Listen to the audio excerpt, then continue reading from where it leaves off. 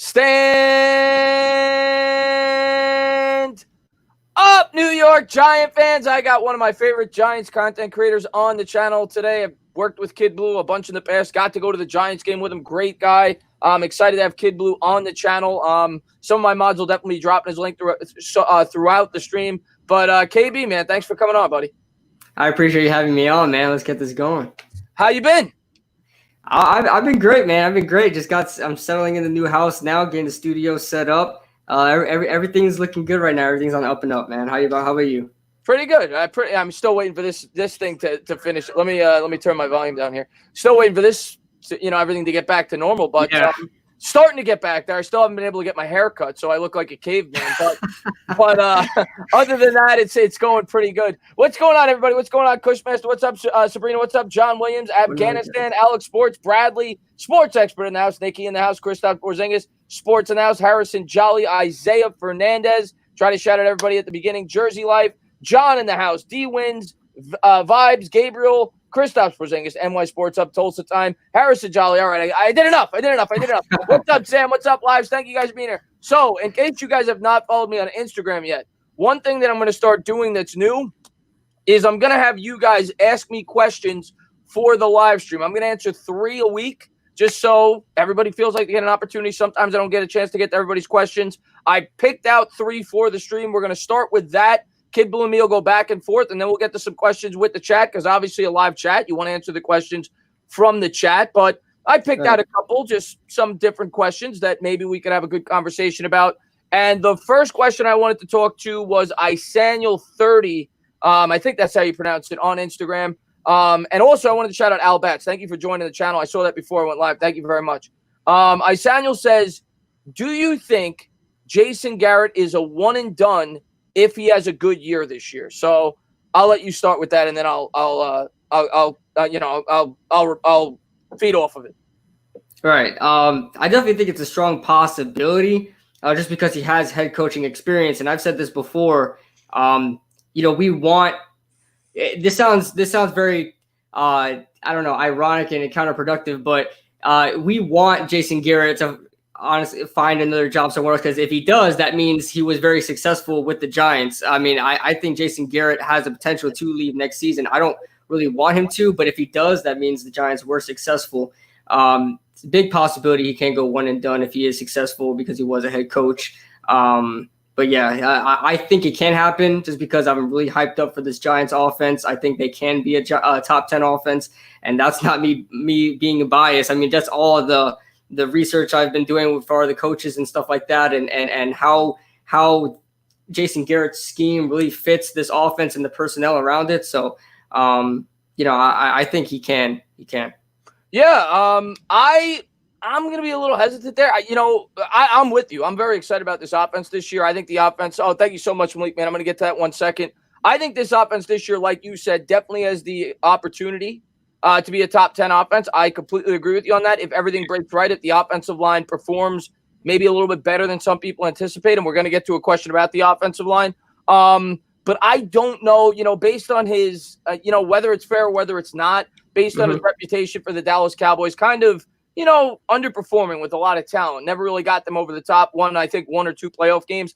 I think he's going to have to take at least 2 years before he gets another coaching job. I could be wrong. And at the end of the day, if he gets an opportunity, he's going to leave because that's what this league is all about. And you can't get on him for that. Everybody that's a coach wants to be a head coach someday. And that's why Jason Garrett's the offensive coordinator. Probably sees an opportunity with the New York Giants, a young quarterback with Daniel Jones, to do a good job and get another opportunity to be a head coach. But I personally think it would be at least 2 years. I don't think he would get an opportunity after just 1, but that's just my opinion. But like you said, if he gets an opportunity after 1 year, that's a good thing. That means the Giants had a pretty good year. Yeah, that's my thought process through it. yeah, exactly. And Malik, man, thank you so much for love, man. I really appreciate it. It says, currently working, just popping in to say, stand up. Sub to Chris and Kidblue. We are the sleeping Giants. We going to shock the world. Love the positivity, man. And we're going to get more into the Giant talk. Just want to answer a couple more Instagram questions. And like I said, before every Q&A, you guys could go on there on @Entertainer and drop your questions there. And I'll try to answer. I try to answer 3 or 4 stream. Next one we're going to answer is Ben. I think it's Ben Bucher. I don't know if I'm pronouncing that right. Should we target an edge rusher or a wide receiver in the first round next year? I'll let you start with that.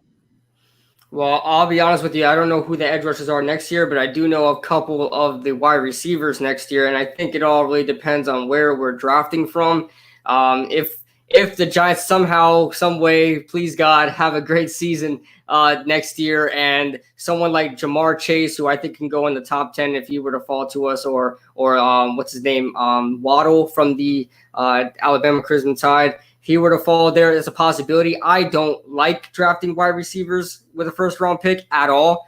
If anything, I would definitely grab an edge rusher, but I think you just have to see where the pieces fall there, if there would be an edge rusher available at where you're drafting at.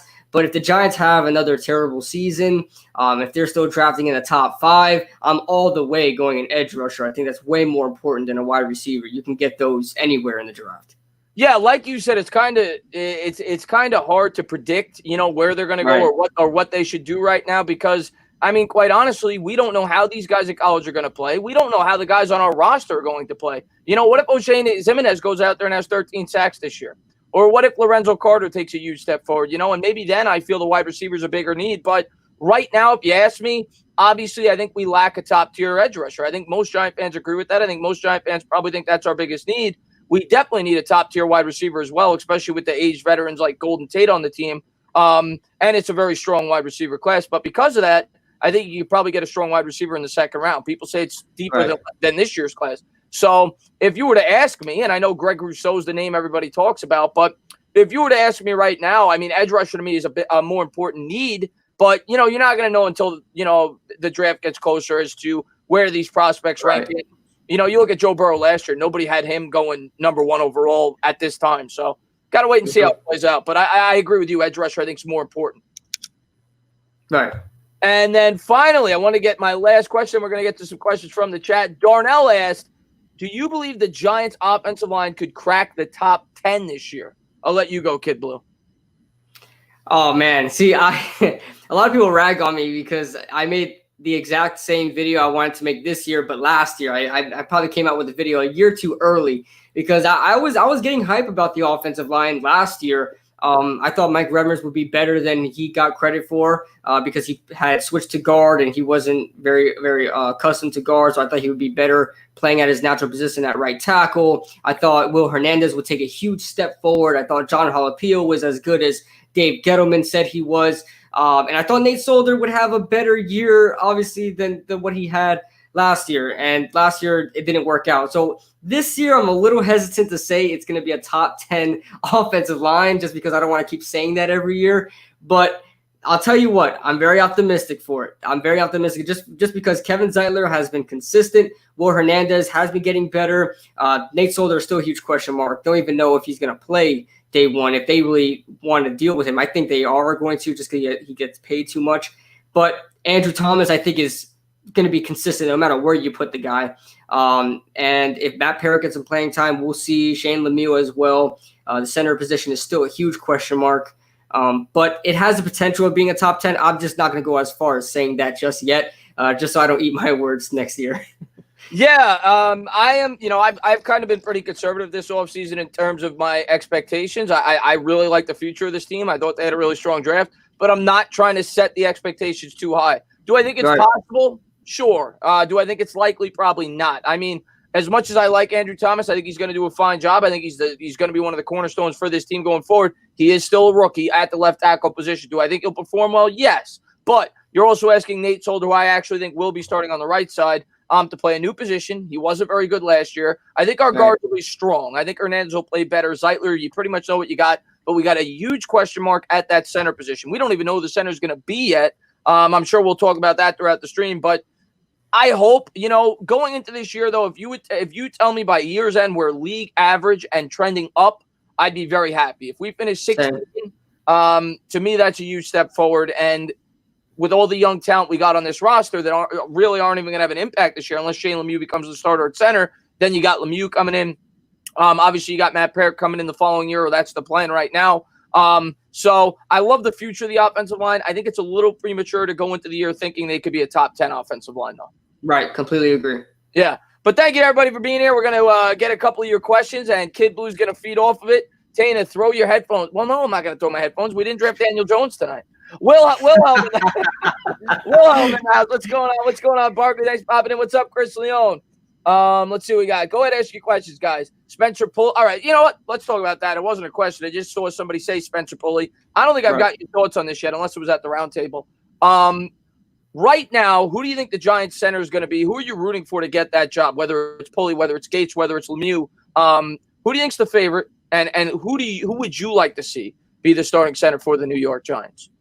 Who I think the favorite is very up in the air. I don't know where the Giants really have their priorities right now. They obviously drafted Shane Lemieux in the 5th round to probably be that center. I don't imagine they're going to be using him as a guard. I think they're going to be using him as center.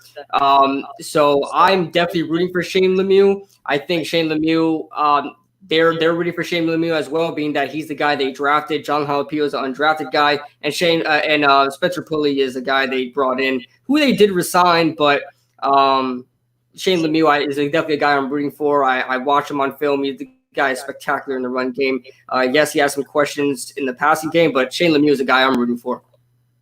Yeah, I'm kind of rooting for Shane Lemieux as well. I talked to Giants Alliance, actually. I think he's in here. Go check him out if you haven't done so. And we talked about either Gates or Lemieux because, I don't think anybody's really rooting for Pulley. Pulley kind of sucks. Yeah, nobody cares. Yeah, and we got to kind of wait and see what happens with John Jalapeno. I know he's been training hard, and maybe he'll get an opportunity. Maybe he won't. We'll have to wait and see if he gets back with the Giants. But if it's between those three, I think most people are rooting for either Lemieux I think most people are rooting for Lemieux, and that's kind of who I'm rooting for for the most part. Even though I think he's probably better suited to be a guard. That's where he's played his entire career. We'll have to wait and see how it plays out, but I'm kind of with you. I'm pulling for Lemieux. I think Pulley's the favorite just because he has experience playing the position, but I'm rooting for Lemieux. Either way, I think it's going to be a weak point of that offensive line. Oh, yeah, for sure. I definitely, even if Lemieux works out, there's definitely going to be some growing pains. Yeah, and Nick Gates, though. Yeah, well, here's the thing with Nick Gates, and I like Nick Gates, but here's the thing with Nick Gates. The reason I'd rather Lemieux be the starter or win that starting job than Nick Gates is because Nick Gates could play all over. He could play tackle. He could play guard. He's more versatile. I think he's a guy that I'd rather have coming off the bench because injuries are inevitable. Poor play is inevitable. He's a guy that could step in if Nate Solder's not playing well and you want to stick him at right tackle, you can do it. If Andrew Thomas gets hurt, hopefully that's never going to be the case. Gates is more versatile. He could plug in pretty much any position on the offensive line. So that is why I'd rather Lemieux win that starting position than Gates. Yeah, for sure. And quickly, guys, I know people have heard my rants about Nick Gates. I'm all for the hype for Nick Gates. I'm all for Giants players being great. But, guys, keep this in mind. Bobby Hart and Chad Wheeler, we have to keep that in mind because we hyped them up in the years that they were, signed as undrafted free agents and drafted as Bobby Hart was drafted in the 7th round a couple years ago. We built them up because they had a couple of good games and then they sucked. So, honestly, I'm expecting the same thing from Nick Gates. He'll have to prove me wrong. But I'm not holding any stock in Nick Gates this season at all. Even at center. The guy's probably never even played center before. I'm not holding any stock in Nick Gates at all. Yeah, well, we'll see. We'll see. I like Gates, but I'm with you. I kind of got to see a lot more before I'm willing to buy in to Nick Gates as being a starter, every down starter. Rincon, man, thanks so much for love. I appreciate it. He says, hope all is well. God bless. # let's go Giants. Let's go Giants is right, Rincon. Thank you for popping in the stream. Giants' biggest need, how to fill it, from Wilhelm. Okay. Giants' biggest need, we'll talk just for this season. What's the Giants' biggest need for the 20? Well, I guess how to fill it, though. You're kind of talking about next year as well, because I think they've pretty much they've done all their filling. We still have a lot of needs, but we've done all our filling for the most part this year. So I guess what's our biggest need going into the 2021 season? I think we could both agree, we just talked about it. The center's a need. Obviously, wide receiver, edge rusher. That's pretty much what we've talked about, but where would you rank their needs in terms of 1 to 5? We'll say. All right. Well, I would definitely say edge rusher is a need, and I know we're pretty stacked at edge rusher right now, but I think it's just a bunch of average talent. I'm rooting for guys like Lorenzo Carter. I'm rooting for guys like O'Shane Ximenez. I'm even rooting for Kyler Fackrell, man, and he's had a one great year a couple of years ago. I hope he can get back to that. I hope he could be our Marcus Golden this year. But the edge rusher is definitely the biggest need for me. How do we fill it? I have no clue. It just depends on next year. I know everybody's still talking about Jadeveon Clowney or even Marcus Golden coming back. But edge rusher is definitely the biggest need right now. Yeah, to me, it's I've said it time and time again. I think it's edge rusher 1, wide receiver, maybe linebacker 2, then wide receiver, center. Those are probably my 4 biggest needs. Edge rusher, wide receiver, center, and maybe inside linebacker. Just because I Blake Martinez, to me, I watched so much film on Blake Martinez, and I'm not impressed with Blake Martinez. I love Ryan Connolly, but he still has a lot to prove. I'm not going to set in stone yet that he's great. And we drafted 3 inside linebackers I don't even know are going to make the team, man. But yeah, we'll see. I think inside linebacker will probably be one of our bigger needs next year still. I think we could definitely use an athletic linebacker for sure. And right. Broccoli Rob, man, thanks so much for love. He says, if Thomas plays well on the left and Solder plays well on the right in whatever offseason activities the team has, should that be where they start week 1? Okay, so he's saying, okay, here's what I'll say regarding that. I think both those guys are going to start. You're paying Solder $20 million a year. He's still a guy who has a lot of experience on this offensive line, Kidblue. I think he's going to be the starter. I don't see Matt Barrett starting over him. I don't see Cam Fleming starting over him. Solder's going to start. Now, the question is, who starts on the left, who starts on the right? Right. I've said it countless times. I think you have to start Thomas on the left. That's going to be his position going forward. Why delay the inevitable? Get him ready to play that position. Get him paired up there with Hernandez. Get them some chemistry going forward because they're going to need it for the next 5 to 10 years, or at least that's what we hope. So I want to see Thomas on the left and Solder on the right. I would love that's the ideal situation for me, but I just feel like it's going to be much harder than people think it is. I think there's that pride factor as well with Nate Solder. I don't think he's just going to move over for a rookie tackle to come here and try to take his place. I think he's going to fight there. It'll probably be a position battle. Andrew Thomas is going to smoke Nate Solder if it comes down to that.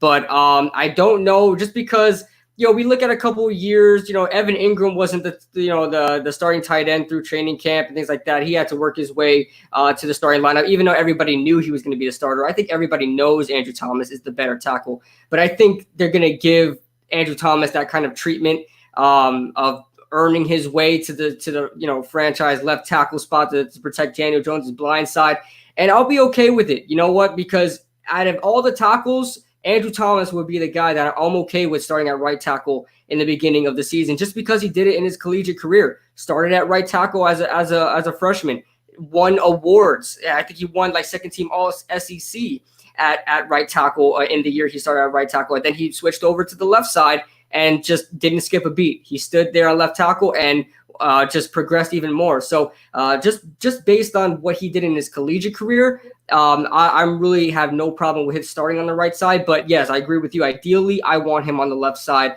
throughout his whole career. But I will be okay with him. If that's what they decide, that's what they decide. Right. But to me, I want to see Thomas on the left side. I'm not going to cry if they decide to go with Solder on the left side, but I would like to see Thomas on the left side. I agree. Yeah, for sure. And Blue Collar, man, thanks so much for love, man. I appreciate it, man. He says, stand up. This is going to be a great show with Kidblue. 2 great guys. What position do you think has the best depth? And let me tell you something. Kidblue is a fantastic guy. He's an even better guy. I got to meet him in person. He's even better off for YouTube.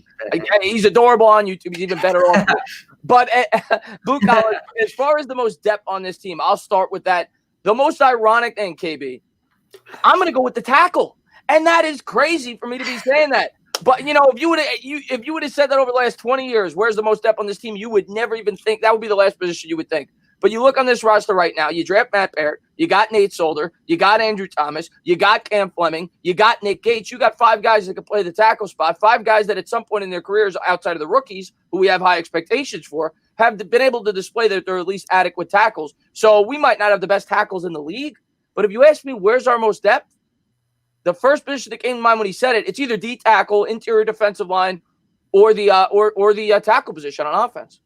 Yeah, I agree with you. The tackles, we have so many tackles, man. Nick Gates, Nick Gates. I've said what I said about Nick Gates, but if he's probably a good swing tackle, and he's probably our 5th best tackle on the team right now. So pretty good depth there. I would have to go out and say the cornerback position is something that we have great depth on, and DeAndre Baker is probably going to stay on the team. Having him there, James Bradbury, Grant Haley, Julian Love, and Darnay Holmes, and Corey Ballentine. We have so many guys on this roster, and Chris Williamson too, who we drafted. I like Chris Williamson as a slot corner option.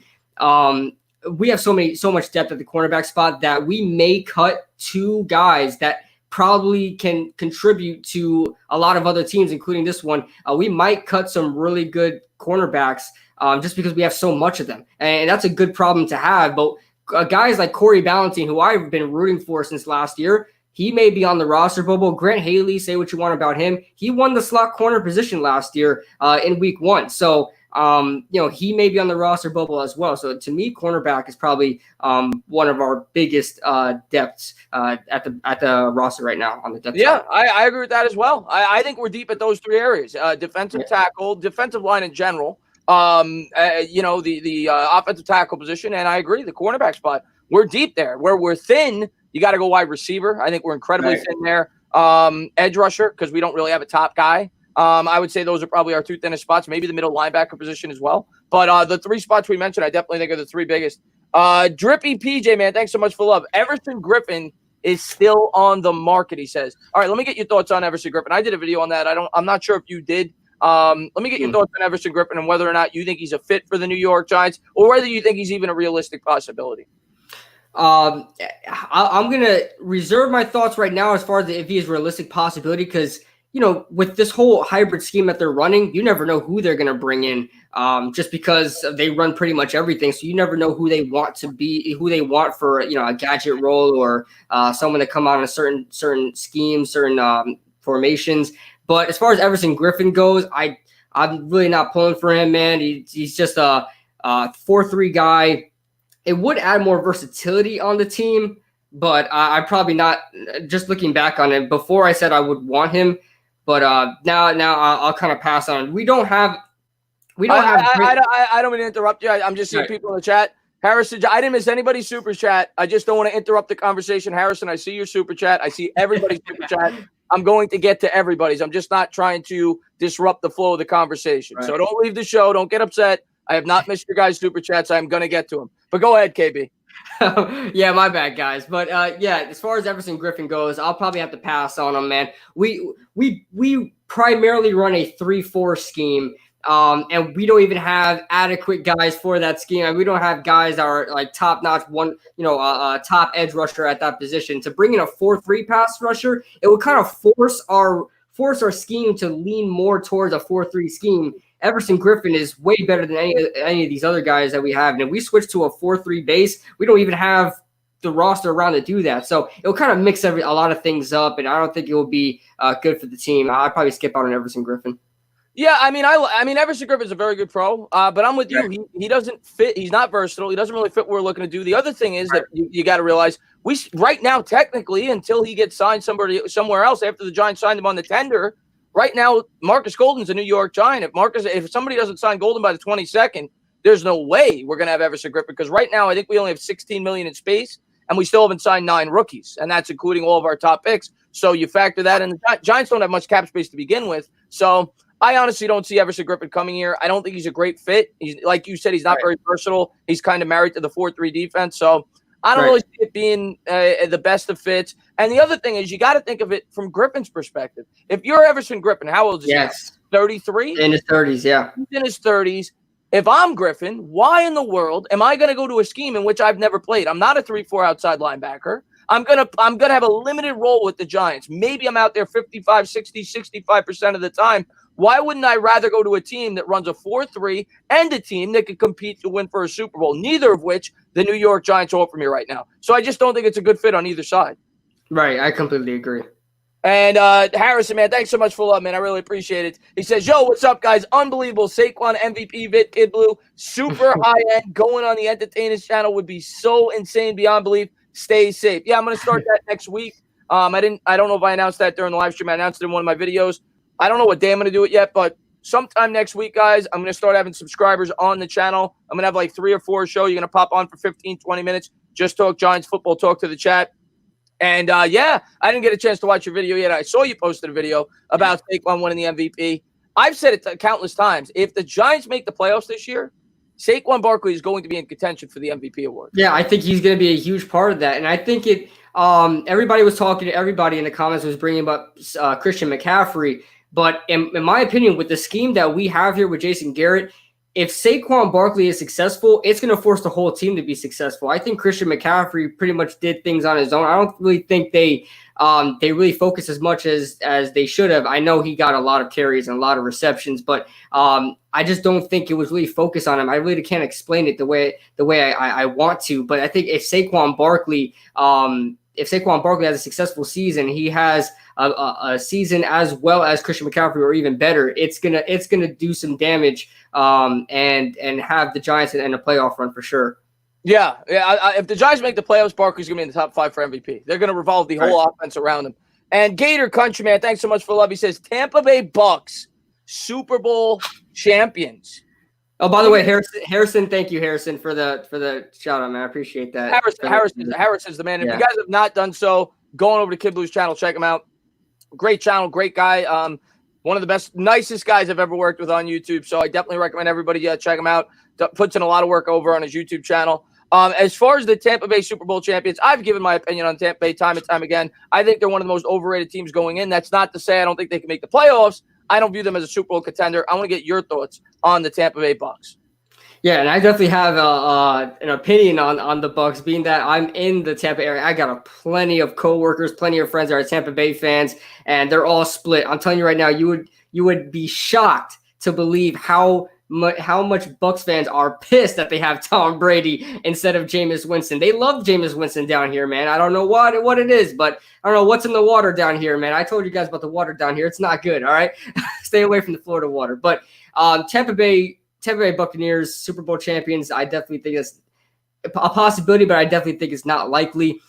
Sure, they upgraded, I guess you want to call it upgrade at the quarterback position. I think it is an upgrade at the quarterback position to add along with those wide receivers. I don't think they did nothing for the running game at all. I thought they should have gone after Melvin Gordon. I thought they should have gone after a lot of running backs. They did not. Instead, they drafted one that a lot of people are believing that he should have went in the 4th or 5th round. And they drafted him in like the 3rd round. And their secondary is developing. They got Antoine Winfield in there, who I wanted. And their secondary is developing with Jamel Dean at cornerback, with Sean Murphy-Bunting, who probably had the best rookie season at cornerback. And they were able to keep their front 7 pretty much intact. Levante David is still there. You still have JPP, and you still managed to keep Shaquille Barrett. What they did, and they also still have Ndamukong Suh. Their defensive line is still the same exact thing. So, I mean, it's very possible that they can make a Super Bowl run, but I'm going to stick to saying they're definitely in a playoff contender. They're definitely playoff contenders. I'm going to stay away from Super Bowl run just because of the NFC itself. If they were in the AFC, maybe there'll be a better chance. They'll just have to worry about the top tier teams like Kansas City and like Baltimore, and then the rest is kind of, you don't really know what's going on with the rest, but the NFC is stacked, man. The NFC is definitely stacked. You still have the 49ers. They're still going to be coming back strong. The Saints, Minnesota, Green Bay, maybe not the Falcons. I was thinking about the Falcons, but the Cowboys, the Eagles. I know. I said the Cowboys. I get your point. The NFC definitely loaded. I get your point. I'm just not as high in the Bucs as some people, but a lot of people are still very high on Brady. Janice, man, thanks so much for the love, man. I really appreciate it. He says, shout out to my 2 favorite YouTubers, COVID-19 survivor. Wow, man.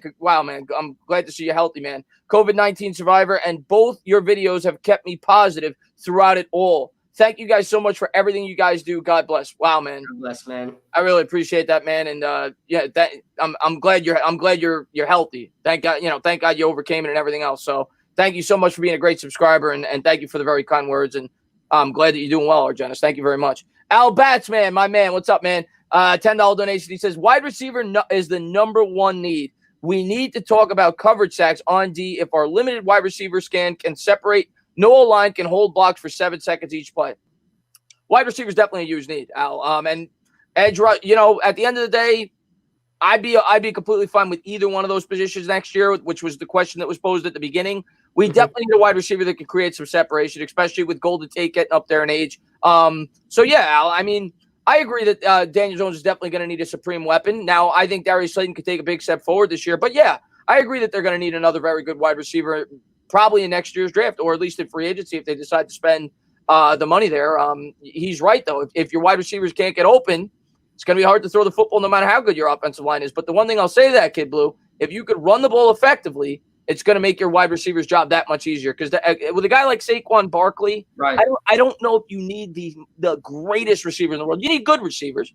But I think a guy like Barkley is going to command as much attention to what he's going to command with an improved offensive line will make the wide receivers' jobs a lot easier.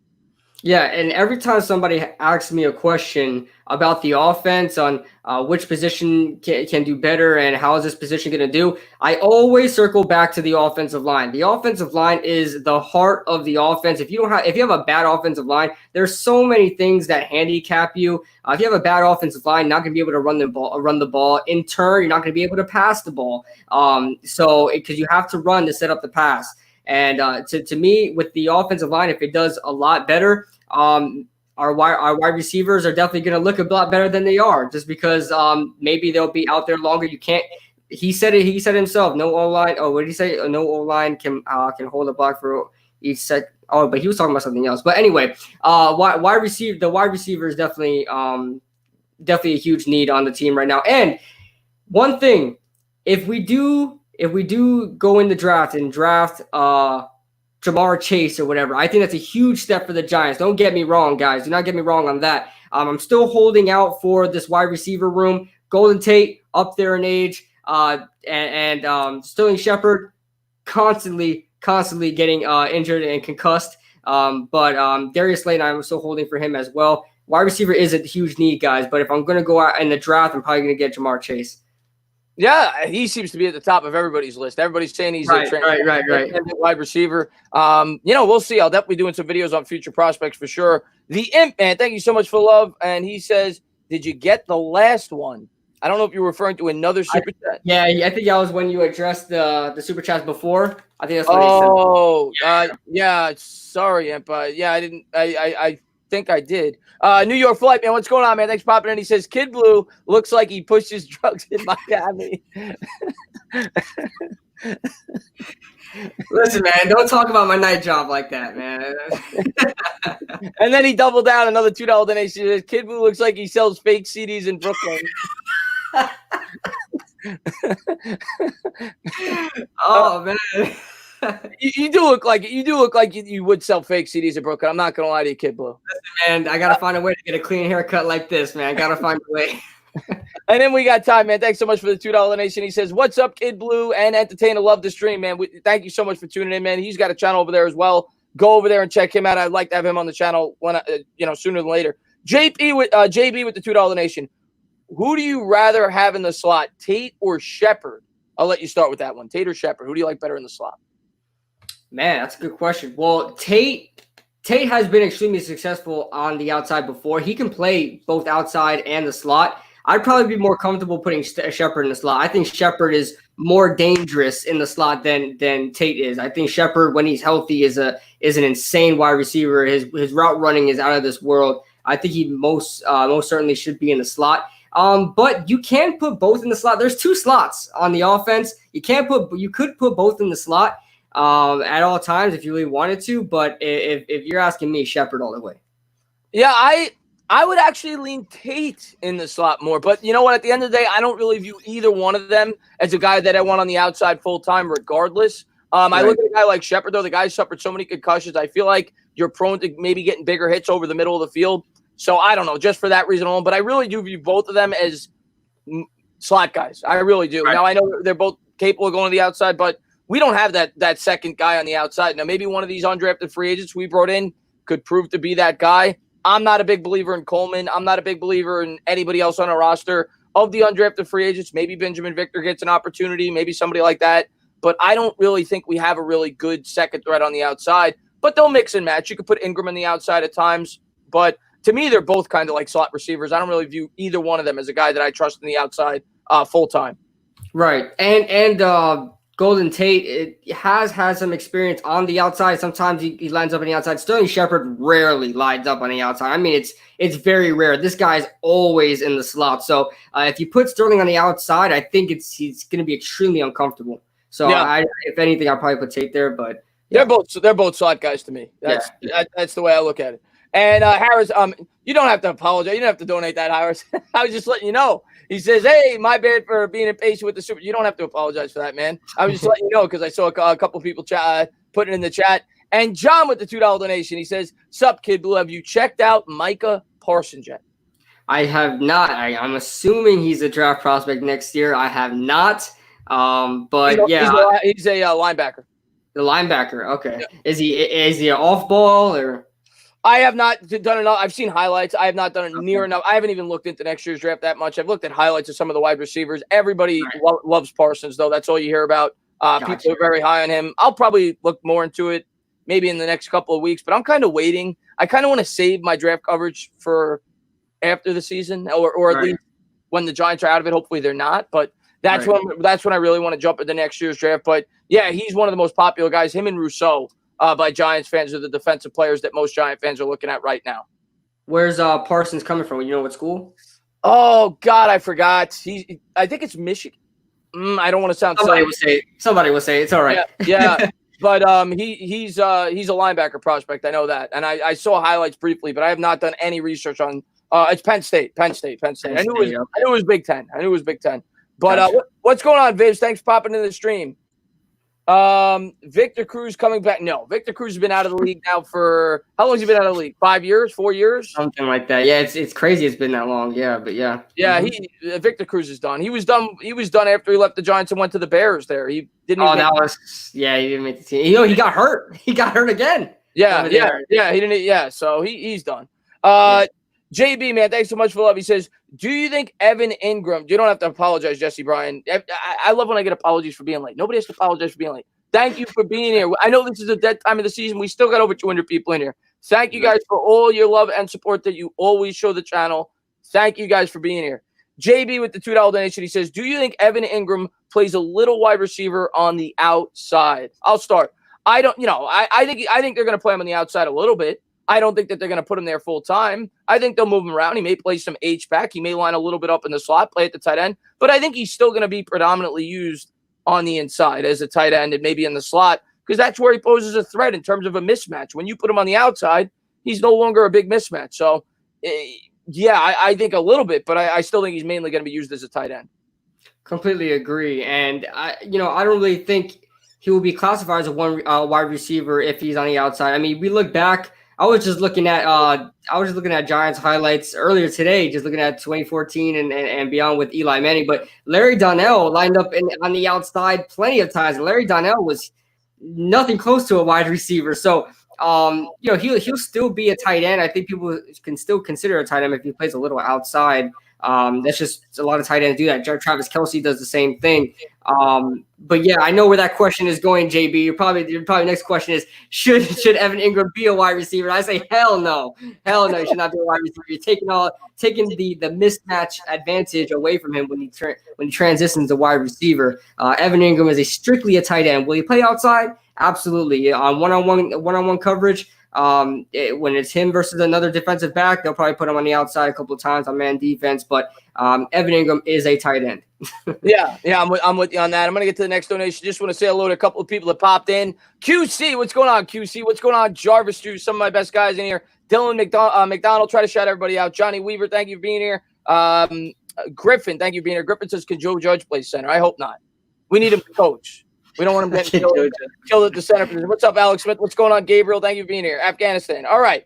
Harrison with the $2 donation. He says, how many Pro Bowlers for us this season, guys? All right. Last year, we didn't have any. We had a goose egg.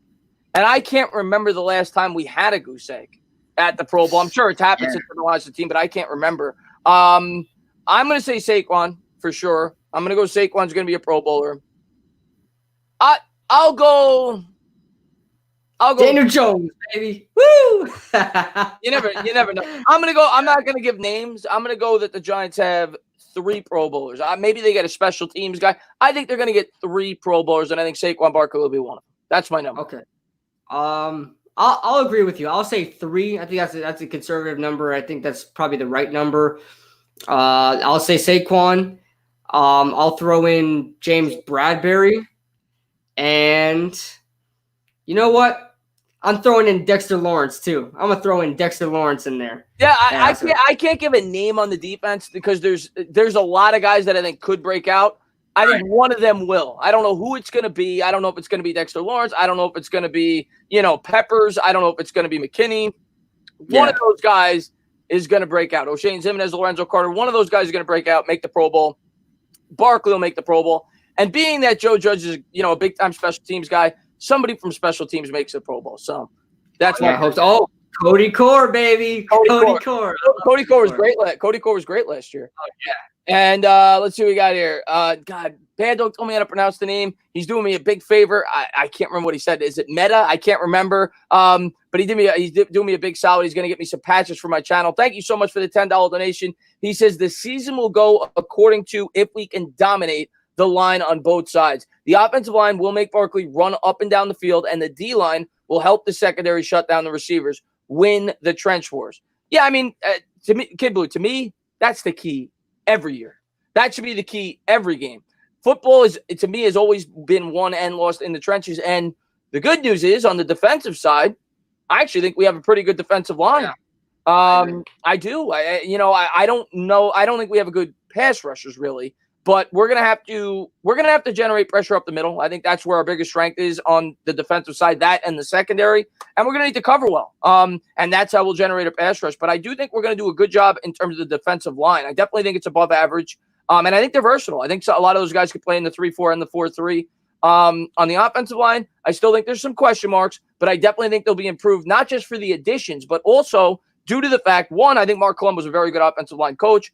Two, Daniel Jones in his second year, you figure that's an improvement with pre-snap reads, things like that. Right. I completely agree. And if there's one thing that Dave Gettleman acknowledges and one thing that Dave Gettleman wants to fix with this team is the trenches. I mean, he's shown that time and time again. He's fixing up the offensive line. You could argue he's probably done that with the defensive line, disregarding the edge rushers right now. We'll see what happens with them. But, yeah, I completely agree. The coaches, we have Mark Colombo for the offensive line. We have Sean Spence for the defensive line, I believe. So, I mean, sky's the limit for the trenches, and I believe in the future that's going to be one of our strong points are the trenches, offense and defense. Yeah, I just want to get to this because I've seen Johnny Weaver posted a bunch. Then I'm going to get to the next donation. He says, Pro Football Network says Carter Coughlin isn't your typical seventh rounder and that he's an underdog defensive rookie of the year candidate. I'm not going to go that far.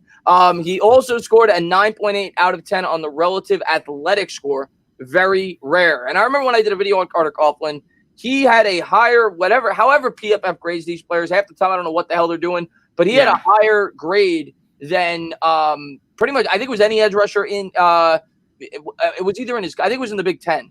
Had a higher grade than any other edge rusher in the Big Ten last year, not in the 2019 season. I think it was the 2018 season. But I don't think he was a typical seventh round pick. I've said that before. I think he fell because he's kind of a guy that fits into a specific scheme. And I think the Giants have that scheme that he fits into, but I definitely think he probably should have been maybe a fifth-round pick. And most people agree with that. I think the Giants got good value. I think the Giants got good value with a lot of their picks. Yeah.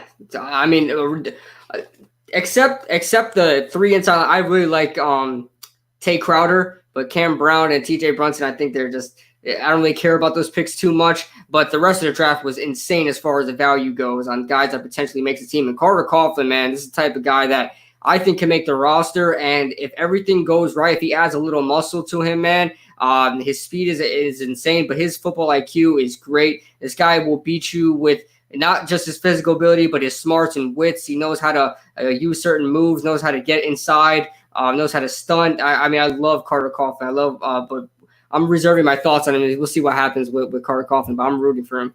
Yeah, I think he's going to have a role in this team. And Blue Collar, man, thanks so much for the love. I appreciate it. He says, Chris, I actually think Tate is gone, and I think Shepard will be gone too. Believe in Coleman. Tana and Kidblue with Reese with karaoke on CBS. Woo! I cannot go. I do think that there's a possibility Tate's gone after this year. There's no way they're gone going into this season. They have no depth on that team as is. Coleman, well, he's young and definitely had a lot of potential going into the league, has not lived up to that potential yet. I still think they're going to rely heavily on both Tate and Shepard, but I hopefully Shepard stays healthy. I think that's the only way he's not on the team in 2021 with the concussion issues. Tate could be cut. I wouldn't be shocked if that was the case. But going into this year, there's no way those two guys are gone blue collar. Right. I completely agree. When it comes to Golden Tate after next year, I think I have to look at the dead money as far as that goes, but probably he's a candidate to be cut. And Sterling Shepard, I don't think so. He just got re-signed, 2 years ago. I think he still has 2 or 3 more years on his contract. I don't think he's gone after this year either. I do believe in Coleman. We'll just hopefully his bones and his tendons, believe in him as well, because this guy's always hurt, always tearing his ACL. Every team he was a part of, he was tearing his ACL. He's tore his ACL with 3 teams, so that's not a good look. And we'll see what happens with Coleman. But yeah, I do believe in him, especially as a returner. Yeah, I definitely. The thing is, they have a lot of guys that could. Leak is another guy that's a very good return man. So they have a lot. Valentine served as a returner. They have a lot of guys that could compete for that return spot. But I agree, Coleman did a great job with the Giants when he got that opportunity for 8 games.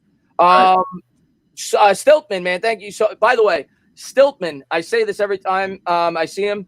I said his name wrong for 6 months until he finally corrected me. I used to call him Slitman. I called him Slitman Stilt for 6 months. And one stream he said, it's Stiltman, right? I'm like, oh, it is. And then I read it, and I'm like, oh, yeah. But anyway, Stiltman says, check out Seth Williams of Auburn. Reminds me of DK. I've heard his name as well, Stiltman, and I will definitely check him out. There's a lot of good wide receivers in next year's draft, but I will definitely check him out, Stiltman. Let's see what we got here. JB with the $2 donation. He says, favorite coach signing. Okay, he means other than obviously the head coach. Favorite coach signing for the New York Giants. I actually like Garrett. Okay, I'll start. I'll let you finish. I like a lot of the coach. I really do. I like a lot of the coaches. And I keep saying one of the under the radar guys, a guy that's not really being talked about. I really like Jerry Shaplinski. I really like Jerry Shaplinski. I've liked everything I've heard about this guy. He's a smart guy. You listen to past players that have learned from him. They love this guy. Now, I definitely like the Mark Columbos of the world, the Burton Burnses, the Bielema. I like a lot of the coaches that they brought in. But, Jerry Shaplinski's kind of like my sleeper, the guy that I really like, that I think could one day turn out to be a good head coach in the NFL. But what about you? I have to agree with him. Garrett, I made a video about Garrett. Garrett and Mark Colombo, and it's crazy to think that these guys are 2 former Cowboy staff members, but I'm gushing about it, man. I love the potential that Garrett can bring to this team. I think Jason Garrett's scheme is something that Giants and Giants fans have been looking for such a long time. Ground and pound, focus on the offensive line, focus on the running back, and everything will come to you. I love the hire of Jason Garrett and Mark Colombo as well. Man, I think he would be a great addition to the team. And one thing about Shaplinski, and we mentioned earlier about what if Jason Garrett leaves. If Jason Garrett leaves, you have to imagine Shaplinski will probably be the runner up to get that job at offensive coordinator. Good call. Good call. I think he would be. Open Minds Freestyle. That's another guy I should have mentioned. He says, who's our DN coach? Our DN coach is a guy that a lot of Giants fans are very excited about. Coach Chaos from Penn State, Sean Spencer. Yeah, a lot of people like him. So there's another guy that a lot of people might have picked. A lot of people are big fans of him. Yeah, he's got a good reputation. Dylan, man, thank you so much for the $2 donation. He says, yo, PFF on baby dick again. KB name change, love. I'm assuming he's talking about Saquon Barkley and PFF ranking him outside of the top 50. I told you made a video on that. I'm just like so done with PFF, and sometimes I'll go to them because I just I like to get information from, all over the place. I look at them as a tool, not the whole toolbox, but I'm not even going to get into it. But I don't understand how he's outside of the top 50. I know he came off an injury and he played 13 games or whatever it was, 12, whatever it was. I don't care. Saquon Barkley belongs in the top 50, but I didn't even bother making a video on that. I was like, I'm just sick of them. I'm done with them. I am done with PFF. They're nonsense. But go ahead. Well, I just want to say I can't stand PFF either, man. Sometimes I will go to them, like you said, just to get some different opinions, different sources and things like that. I do trust them when it comes to offensive linemen. For whatever reason, they're usually right about offensive linemen. That's pretty much and they have like the advanced stats for offensive linemen. It's hard to find some advanced stats for offensive linemen, but they have it. So that's why I only go for them for that. But that list was ridiculous, man. You could argue Saquon wasn't on the list because he got hurt or whatever it is, but Derwin James didn't play a snap last year, and the guy was 31st.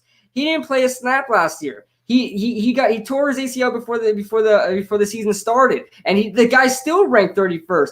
They were talking about the description was talking about Derwin James, and they were talking about his rookie year.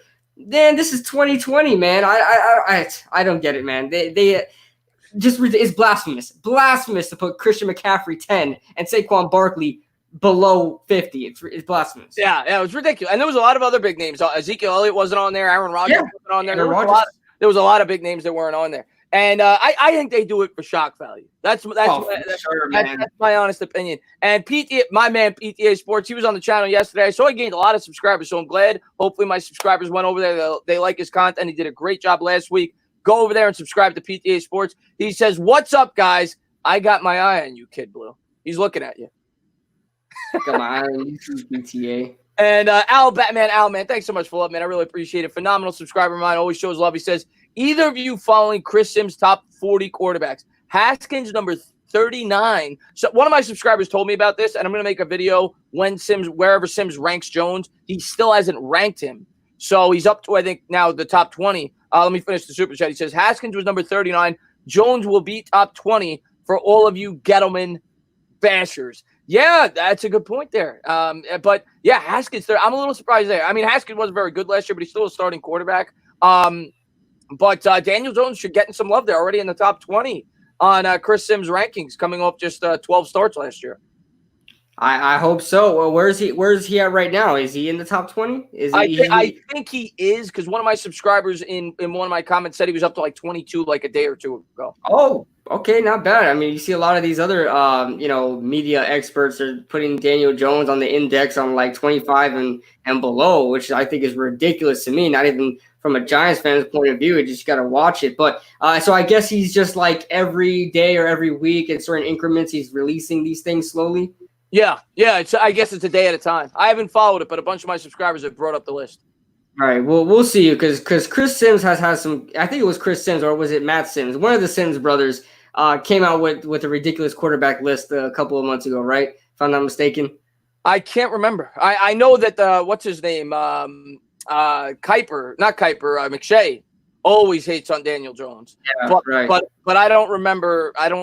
But that's cool to see that somebody's giving him some credit, having him in the top 20. Let's see what we got here. PDA Sports again with the $2 donation says PFF is trash bag garbage. I think everybody in the chat would agree with you, PDA Sports, especially with the way they've ragged on Daniel Jones and said that the Eagles have the best. All right, let's get this out of the way. Let's cap it off here. Let's tie it up with a bow. Last year, PFF going into the year, and I know Bigger Mike's probably still in here. Going into the year, PFF said that the Philadelphia Eagles had the best wide receiving core in football. Oh man, Nelson Aguilar, baby, woo! And they drafted a wide receiver in the first round this year. Okay, enough. All right. Anyway, Calvin, thank you so much for that, man. I really appreciate it, man. $20 donation. He says, a bit off topic, but where do you guys see Cam Newton going to? Also, will the Buccaneers be a boom or bust? Thanks, guys. Calvin, man, I really appreciate that love. Thank you very much. I'll let you start. I'll let you start with Cam Newton and whether or not you think the Buccaneers will be a boom or bust. And thank you, Calvin. I have a very interesting one. I think if Big Ben inevitably gets hurt, because Big Ben is probably going to get hurt, I could see him going to the Steelers, man. I could see him signing him in the season. If he gets signed before the season, I could see probably the Patriots grabbing up Cam Newton just because they have Jarrett Stidham there. But I really like the idea of Cam Newton going to the Steelers. He already has some weapons there. They love to ground and pound over there with the Steelers. They have James Conner. They drafted another running back as well. They love to ground and pound over there. I think Cam Newton would love it over there. He already has a receiver like Juju Smith-Schuster, Deontay Johnson, I believe his name is, and James Washington. He's got a lot of pieces over there already. So I would like if he landed with the Steelers.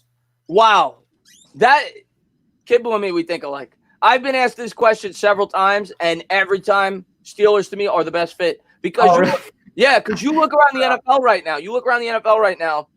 There's very little. There's no job openings, and and the couple of places where you could argue he may start, they got a young quarterback they're trying to develop, like the New England Patriots, for example, or the Jacksonville Jaguars with Gardner Minshew. So he doesn't really have an opportunity to start. So then I ask myself, where is the best spot for him to go as a backup and have the highest probability of stepping in if the quarterback goes down and having a situation where he could succeed?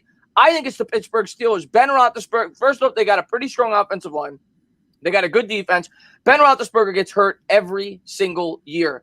And even if he doesn't get hurt, if the Steelers are out of it, wouldn't you think, if say they're 5-8, 5-9, and they're out of it, wouldn't you think they'd want to give a few starts to Cam Newton to see what they may have going into next season? But obviously, most people would agree that Ben Roethlisberger usually misses at least 2 or 3 games. I think that's a situation he could go to, kind of step in, get 3 or 4 starts when Ben goes down, and if he plays well, kind of get a deal similar to what Bridgewater got this year with the Carolina Panthers. So if I was Newton, that's where I would be looking. And then as far as the Bucs, we kind of touched on that earlier. I'll start with that. He said boom or bust for the Bucs. I don't know what you consider a boom or bust. If a boom is a Super Bowl, I'm going to say no.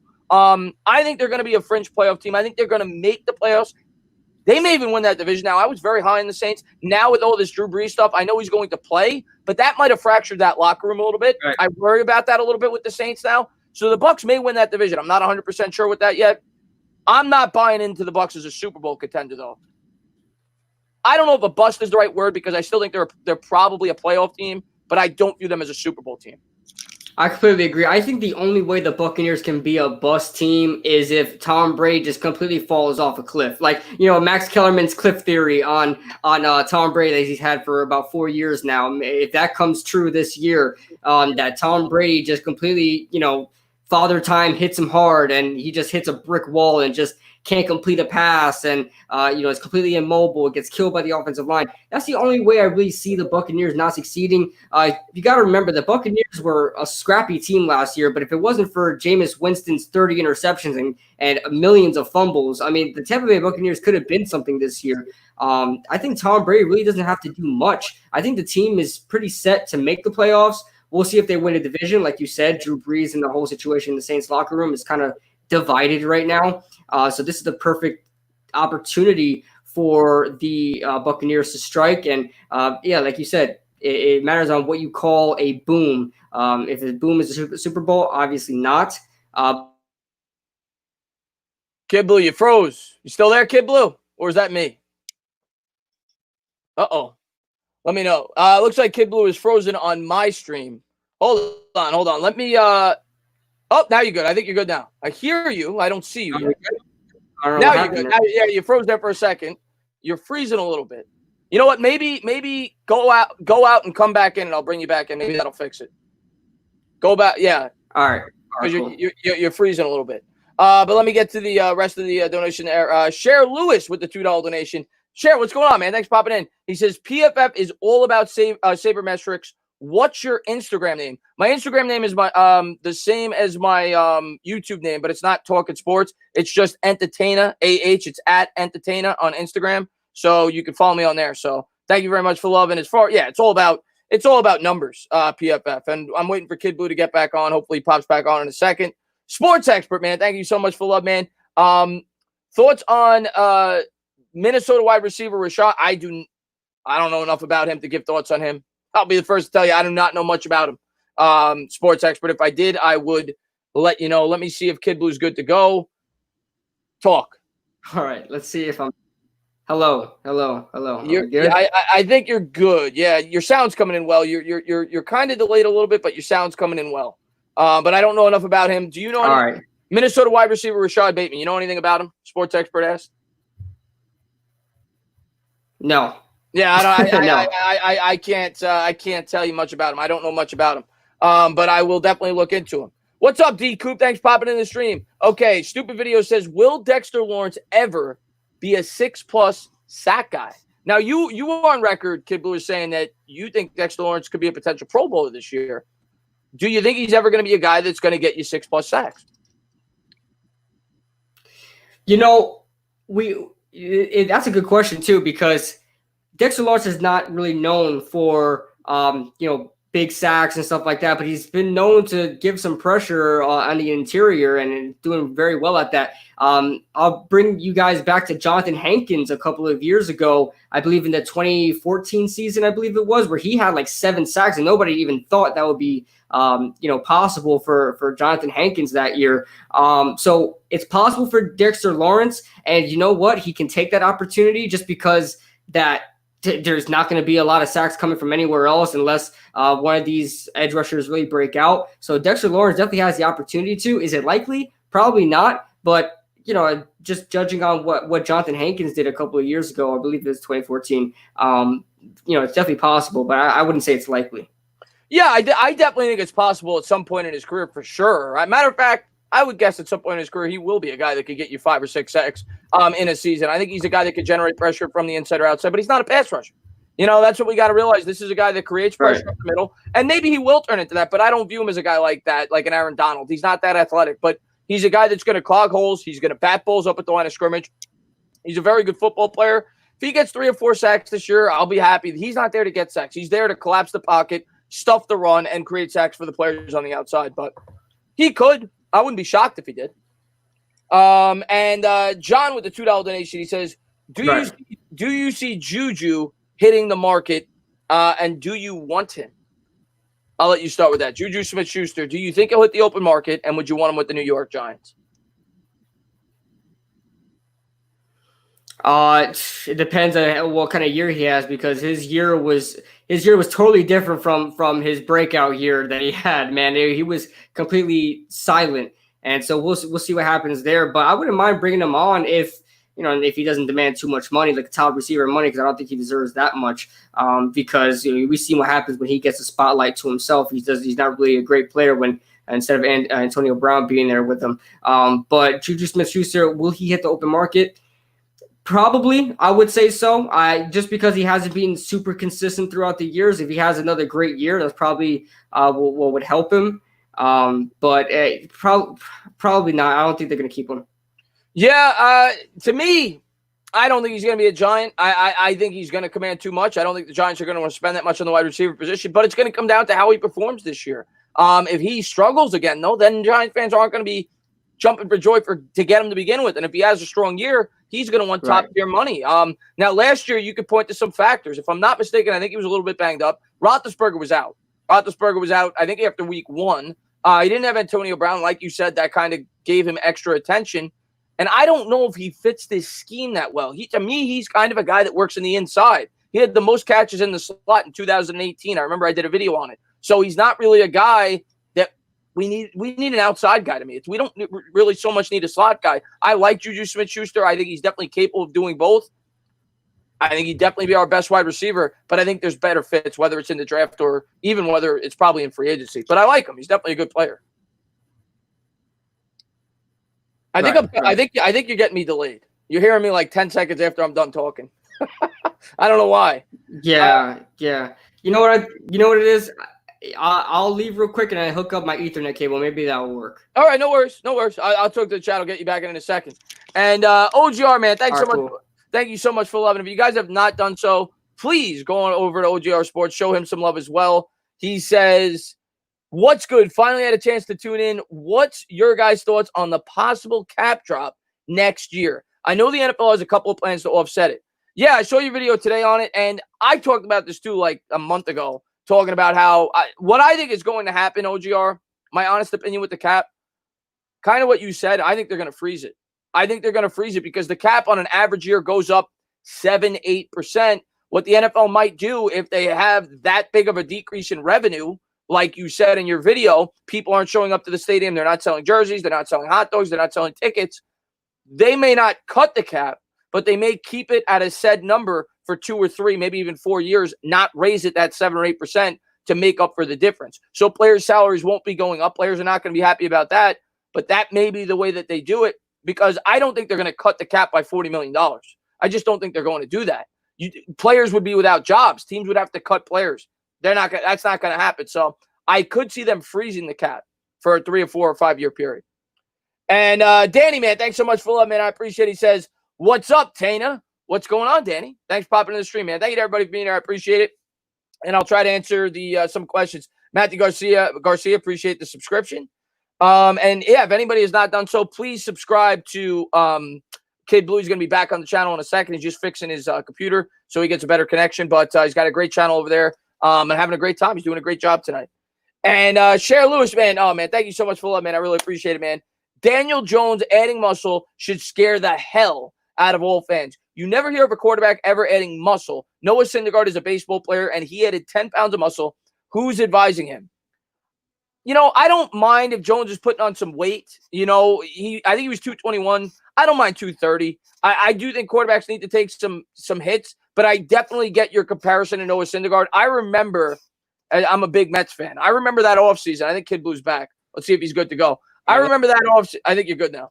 I remember that offseason share with the Mets, and I was saying to myself, why in the world is Noah Syndergaard working out? This guy throws 100 miles an hour. He doesn't need to throw any harder, and he got hurt. He was comparing Daniel Jones and him working out and putting on 9 pounds to Noah Syndergaard with the Mets. He doesn't like the idea, but I don't mind him putting on 8 or 9 pounds. I think he kind of needs to fit into his frame. Yeah, I agree with that as well. And hey, he could be just a bigger guy like Ben Roethlisberger. He's a bigger guy. I mean, he just breaks tackles back and forth. I would love seeing Daniel Jones doing that.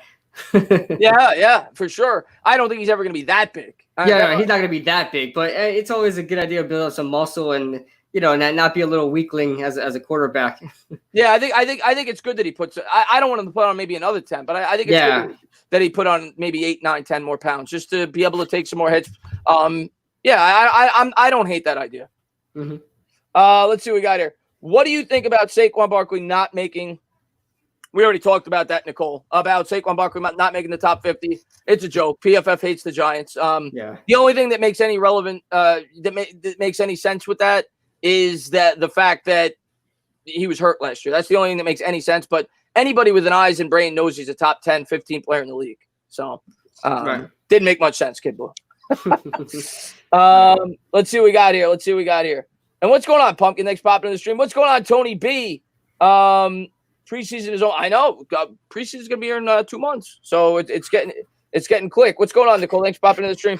And Sports Expert, man, thanks so much for the love, man. He says, re-sign Dalvin Tomlinson or sign Leonard long-term. Well, yeah, they both be long-term. Mm-hmm.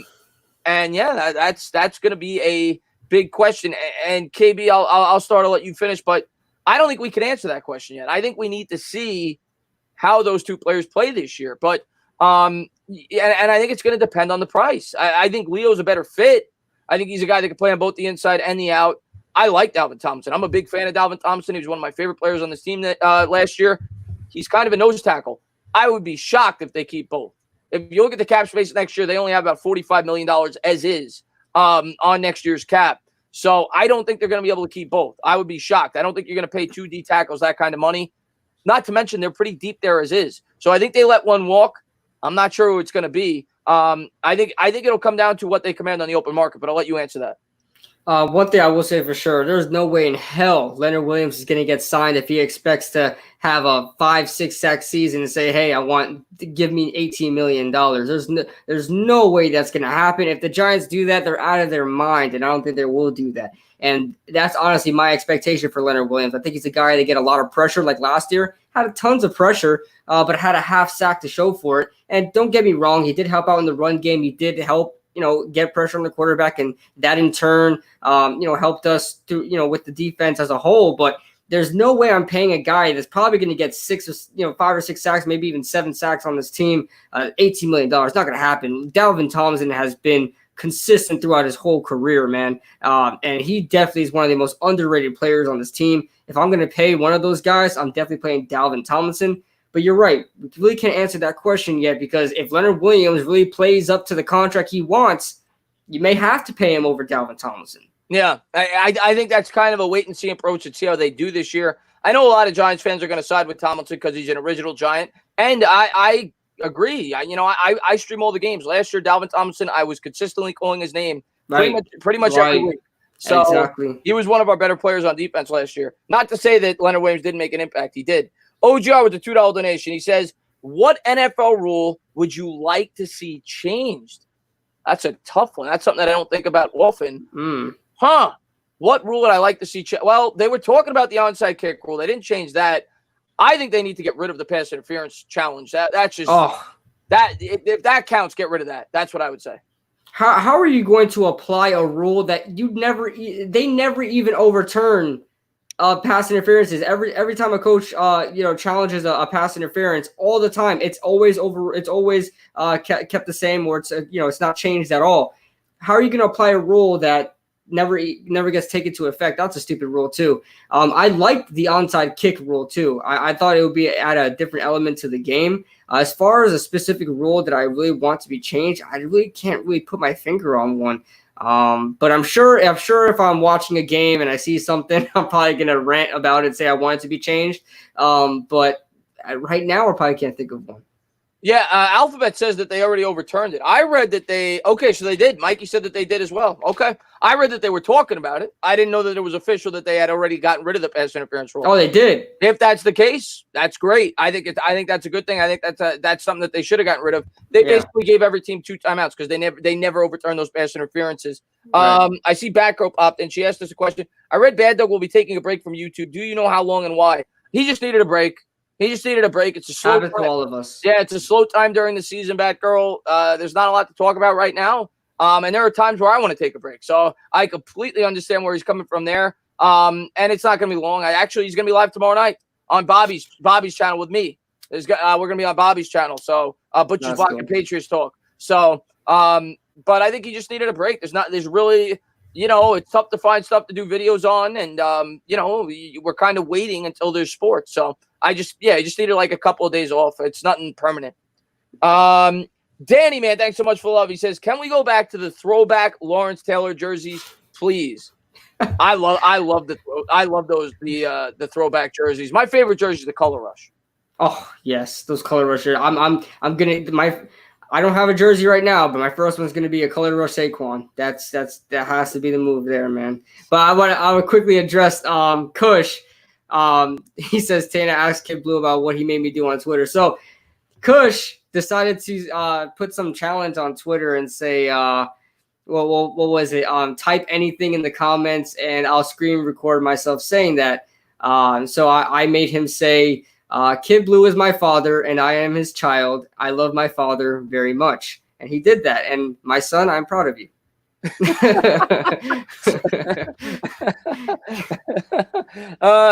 Atlas says fun for Kidblue's yeah, you got to get a jersey this year, man. Oh yeah, I'm gonna get one. Who are you gonna pick? Yeah, it's gotta be Saquon. It's gotta be Saquon. I was thinking about going, vintage and going with an Eli, but I'll pick up an Eli somewhere along the way. But I need to get me a Color Rush Saquon, man. Yeah, Saquon's that guy, man. Let's see what we got here. Bigger Mike says Chris and Kidblue pro comparison for McKinney and or Andrew Thomas. That's a pretty good question. Okay, I'm gonna let you. That's a hard one, so I'm gonna let you do it. Okay, McKinney, Xavier McKinney. See, oh man, let's see. I can't really put my finger on one. He's I know for Andrew Thomas, I really compared him to like a Trent Williams or a Tyron Smith, a mixture of those two, and I've seen reports and they've also said the same thing. So for Andrew Thomas, I definitely see him a mixture between Tyron Smith with the athleticism and Trent Williams. But as far as Xavier McKinney, I'm trying to think of a safety that's used. It's a slimmer safety that's used in the box frequently. It's hard to put my finger on one, but man, I'd probably have to say this probably is way off, guys. But I'll probably have to throw out. As people said, some person said Jamal Adams. I wouldn't say Jamal Adams, but I'd probably throw out Earl Thomas. That would be nice. Yeah, I mean that would be nice as far as a talent standpoint, slimmer guy that could play in the box and also play free safety. I'll probably throw out Earl Thomas.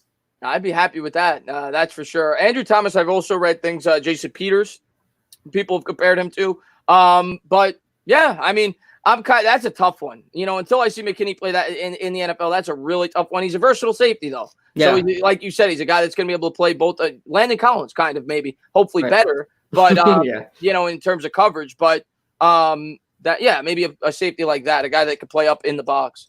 Let's see what we got here. Xavier McKinney. Yeah, he's always in my chat. McKinney, Minka Fitzpatrick. Yeah, he's versatile as well. I was thinking about Minka, but Minka is more versatile as far as the free safety in the slot goes. Xavier McKinney is more versatile as far as free safety in the box. That's really where he lines up, where he should line up. If the Giants get a top 3 pick next year, do you think we get Jamar Chase? Chris Leon says, that's too hard for me to tell you, man. If they get a top 3 pick, they could trade down. You know, if there's a quarterback there, they could take the tackle, even though they have Parrott. I mean, everybody raves about Sewell, however you pronounce it. Yeah, the Oregon guy, right? The guy got votes for the Heisman Trophy last year. So that's crazy. Yeah, that's crazy. I mean, they might be that blown away with him. You know, if you're at number 3, they could do a lot of things there. I don't think it's a slam dunk that they take a wide receiver if they're picking that early. Let's hope they're not picking that early. I'm hoping they pick 32. Right. Oh yeah, I would love him picking 32. I'll deal with any prospect at 32 every year. Yeah.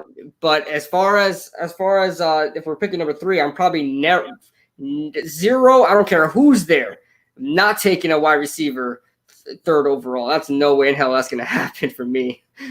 I mean, when's the last time a receiver went? I mean, I know it happens, but it's very rare. The last time it happened was Corey Davis in 2017. Was he drafted? Corey Davis, 2017 to Tennessee Titans. I know the Lions took a bust there. Roy Williams. It was a long time. Yeah, a while ago. I think that was 2005. No. It was a long time ago, but they took him number 3 overall. It's rare that a receiver goes top 3.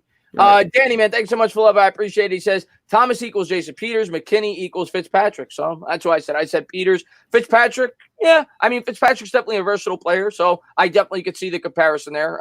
Yeah. So yeah, those aren't bad comparisons, Danny, man. Thanks so much for love. And Sam, thank you so much for love, man. I appreciate it. He says maybe change the pass interference penalty to 15 yards. What do you think about that? Love the show. Keep it up, man. Sam, thank you so much for love. I've talked about that before, Kidblue. The college rule, right? Not having this spot foul. What do you think of that, of adopting that to the NFL? Now, the thing I will say, though, if they were to do that, you would see corners on, 50-yard passes. If they're beat, they'll tackle the guy, and they'll take the 15-yard penalty. That would become more and more of a thing on defense to take advantage of that rule. But the thing is, it is kind of ridiculous sometimes when a quarterback throws up essentially a Hail Mary on a fly pattern on the outside just to try to draw a pass interference call. And they get a 50-yard penalty sometimes. So it is interesting to at least think about. What's your thoughts on that? Right, it's definitely a double-edged sword, man. When you think about that, a lot of us get pissed, except when it happens to the Giants, and we get that pass interference call. We move up the field, but it's very stupid. One mistake that one player makes can, on a foul play, can move you up 50+ yards. Which I'm sure people are wanting to fix. But a 15-yard penalty, you're exactly right. Quarterbacks are going to be tackling wide receivers anything past 15 yards because, if anything, they'll only allow a 15-yard penalty. So it's a double-edged sword, man. If they apply that rule, we'll see what happens. But, I'm sure they're trying to fix the whole, just throw it up in the air and try to move down the field thing. But then again, you're going to see a lot of pass interference penalties, 15 yards beyond the line of scrimmage. So it's a double-edged sword. Yeah, for sure. And Stupid Video says, did you guys hear that Dan Orlovsky on 98.7 said that Daniel Jones is not ever, hiccups, gonna be a top 15 quarterback, and that he can't win without a top 5 defense and great offense, but Darnold and Tua can? I don't want to go off about Dan Orlovsky. Listen, this is the man that went 0-16 with the Detroit Lions, okay? Don't listen to a word this guy says. He's a Carson Wentz lover. I like Carson Wentz too. He's great. But this dude, Dan Orlovsky, when he's on First Take, man, when he talks about Daniel Jones, he talks about Daniel Jones. If I've never heard about Daniel Jones before, and my first opinion is coming from Dan Orlovsky, I would have thought Daniel Jones was the worst quarterback bust since Jamarcus Russell. You got to hear the way Dan Orlovsky talks about Daniel Jones. It's so just outrageous, and the fact that he talks the same way about Dak Prescott. He hates Dak Prescott. He just loves Carson Wentz. Anybody that speaks that has any competition against Carson Wentz, his beloved idol Carson Wentz, the quarterback he wishes he could be. If anybody spoke against him, he's gonna talk about them and put them down. But the way he talks about Daniel Jones is so blasphemous, man. Daniel Orlovsky is a joke. The guy went 0-16 with the Detroit Lions. He needs to sit down. Sit down. How in the world? All right, I keep seeing Alphabet ask this. Let me answer this real quick. Tanner, are you going to move the Discord voice chat to another day? Right now, I'm slowing down on the Discord voice chat. I'm going to wait until we get closer to the season and there's something to talk about. Because right now, it kind of slowed down. It got silly last time I did it. So I'm going to wait until probably end of July, very early August, and I'm going to do that weekly. But as far as Dan Orlovsky goes, what he had to say about Daniel Jones, there is no way that you could make that statement that he could never be a top 15 quarterback. The guy's only played 12 starts in the NFL. I get the detractors with the fumbling problems and the fact that he racked up good stats against bad teams. I get that, right? He threw 5 touchdowns against the Redskins, 4 against the Jets, the Dolphins. He beat up on, well, not the Dolphins. Eli played against the Dolphins, but that's what the detractors will tell you. But regardless, he showed spurts last year to show you he could be a good quarterback. For someone to come out and say that there's no way he can ever be a top 15 quarterback, it's ridiculous. And the fact that that guy's a job talking football is even more ridiculous when you hear things like that. To come out with a definitive statement like that, people would have said the same thing about Dak Prescott. People would have said the same thing about half the guys that are in the top 15 right now when they were first getting into the league. So that's just ridiculous. And I think Daniel Jones will be in the top 15.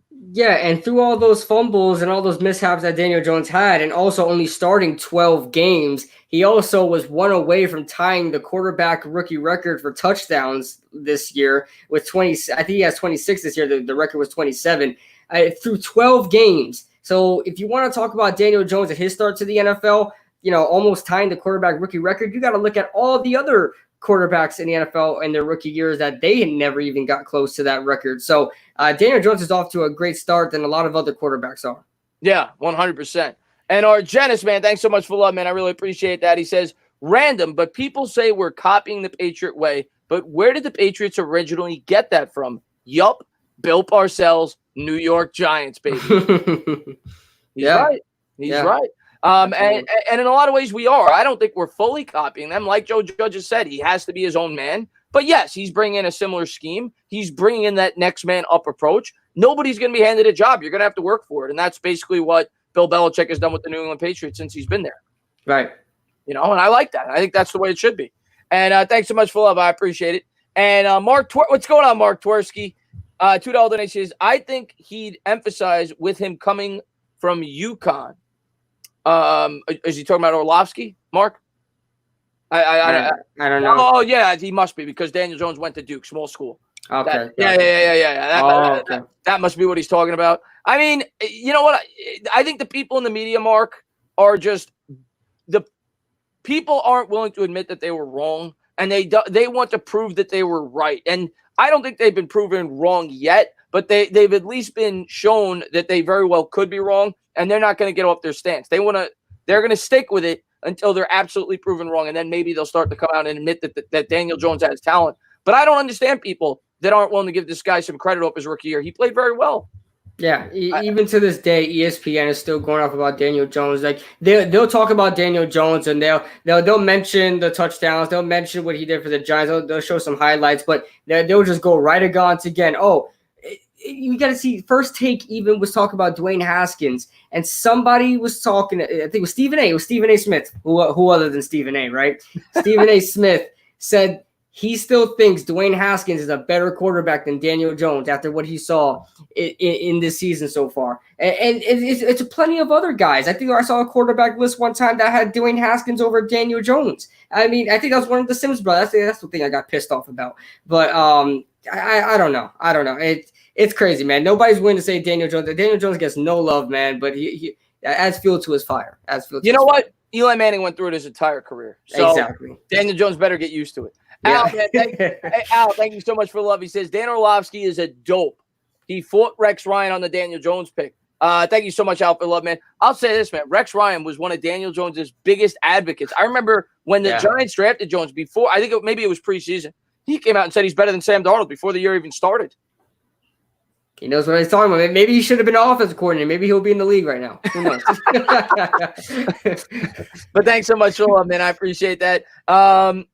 Chris, how would you feel if we traded a 3rd-round pick and Shepard for Mike Evans? I would jump at the podium and say, let's get it done right now. I don't know Mike Evans' contract details right now, but to me, Sterling Shepard is a walking injury. And I hate to say that. Right. I love Sterling Shepard. Mike Evans is one of the top, 7, 8. That would never happen. The Bucs aren't going to do that. That's a win. That's a win now team that wants to give Brady as many weapons as they could give him. So that will never happen, but I would do it. Yeah. For sure. I mean, I would do it, but I think you would have to pay a much bigger price than that just based on you would. Otherwise, yeah, for sure. It has to be at least a 1st-round pick in there. Sterling Shepard can't stay on the field, so you don't know. He's never had a 1,000-yard season on top of that. But the only type of trades you'll see that happen where they trade a big-name wide receiver or a big-name player in general is if they're trying to dump him because they're in cap hell, or they're trying to dump him to get more draft capital. But this team is win now. Like you just mentioned, this team is win now. They're ready to win, and Mike Evans is going to contribute to that. So there's no way any of these guys are being traded yet. Yeah, it's not going to happen. It's not going to happen. Let's see what we got here. ESPN has the Giants taking – yeah, I've seen Manny ask this a couple times. ESPN has the Giants taking Patrick Surtain for their way too early mock draft thoughts. I don't know enough about him. I think he's a corner. But I don't know. Alabama corner. Yeah, I don't know enough about him. You know what? To me, again, way too early because if DeAndre Baker plays well this year, we're not drafting a corner. If DeAndre Baker doesn't play well, we could. So to me, it's just way too early to be able to even really talk about draft yet because we don't know how these players on the Giants are going to perform. Huge possibility. One thing I want to make sure the Giants don't turn into the Tampa Bay Buccaneers and they draft a cornerback. Oh no, the Minnesota Vikings as well. They draft a 1st-round cornerback. It seems almost every year and it never works out. If they draft Patrick Surtain, I hope it does work out. But we'll see what happens. It's way too early to tell. That's why it's way too early. Yeah, it's way too early. To me, the only way that even becomes a remote possibility is if DeAndre Baker doesn't play well. Exactly. You figure Bradbury may not be here in 2 more years after this, and Baker you don't fully believe in going forward, and you feel like he's by far the best player on the board. But I think we need to really address that edge rusher or the wide receiver like we talked about early in next year's draft. Right. Argenis, man, thanks so much for love, man. I really appreciate that. He says, do you know why Kidblue? Talking about what you just said. Stephen A. as a black man Smith doesn't like that the Giants are so-called racist for taking Jones over Dwayne Haskins. I don't get into that talk on my channel, Argenis. Thank you so much for love, but I know that that's a big thing that people always talk about when it comes to ESPN, that they get way too political. I'll say that, but I don't know. You got any thoughts on that, Kidblue? I actually did. I made a video about that, Argenis. You have to look back. I should make a playlist on every time I talk about First Take, but I did talk about that exact thing you're talking about, Argenis. I made a video on that, so you could check that out if you want to, where I explain it more. But yeah, I mean, Stephen A. Smith is about that. I'm not going to get too much on all that other stuff that are not football related on this channel. But yeah. I mean, it is what it is. It is what it is. I just think there were people that were all over Haskins, and they're not going to get off of him. You know, right. whatever their reasoning was. And it's kind of the same thing with Daniel Jones. There were people that were, and I'm not even off of Haskins yet. I still think Haskins with the right support system could be a decent quarterback, but I think right now you have to say that Daniel Jones is the better prospect. For sure. Danny, man, thank you so much for love, man. He says we need Micah Parsons from LBU. Yeah, we were talking about him earlier out of Penn State. I got to do more research on him, but I know a lot of my Giants subscribers are huge fans of Parsons, and that's got to be a guy that I got to look more into. But yeah, we'll see. He's definitely a first-round talent, at least as of now, and could be on the Giants' radar. Let's see what we got here. Chris Gettleman will fall in love with Marvin Wilson. I'm not sure. Daniel Jones was the right pick. Joe Huffman says so far, so good. I can't complain. And the other thing that I'll say about Daniel Jones, here's what I'll say. Everything to me stems back to 2018. And my subscribers, you still have subscribers that probably at least half the Giants fans will say that was a horrible pick until the cows come home with Saquon Barkley. Yeah. But here's what I'll say about that. If Daniel Jones turns out to be a better quarterback than Sam Darnold, Josh Rosen, and Josh Allen, which he may not, Lamar Jackson, I don't count. He was not on the Giants' radar. He was not on anybody's radar that was picking in the top 20 of that draft, okay? Right. So you can't get on the Giants for that. But if Daniel Jones turns out to be a better quarterback than those three, you can't really argue with the Saquon Barkley pick. Now you could argue they should have taken Quentin Nelson, but then you guys would have been crying anyway because the Giants would have been winning 5 or 6 games and we would have drafted a guard second overall, something that never happens. So to me, the Barkley pick is kind of dependent on the Jones pick. If Jones works out and turns into that a better quarterback than the quarterbacks we could have taken in that draft, you can't really complain with the Barkley pick. That's my take on it.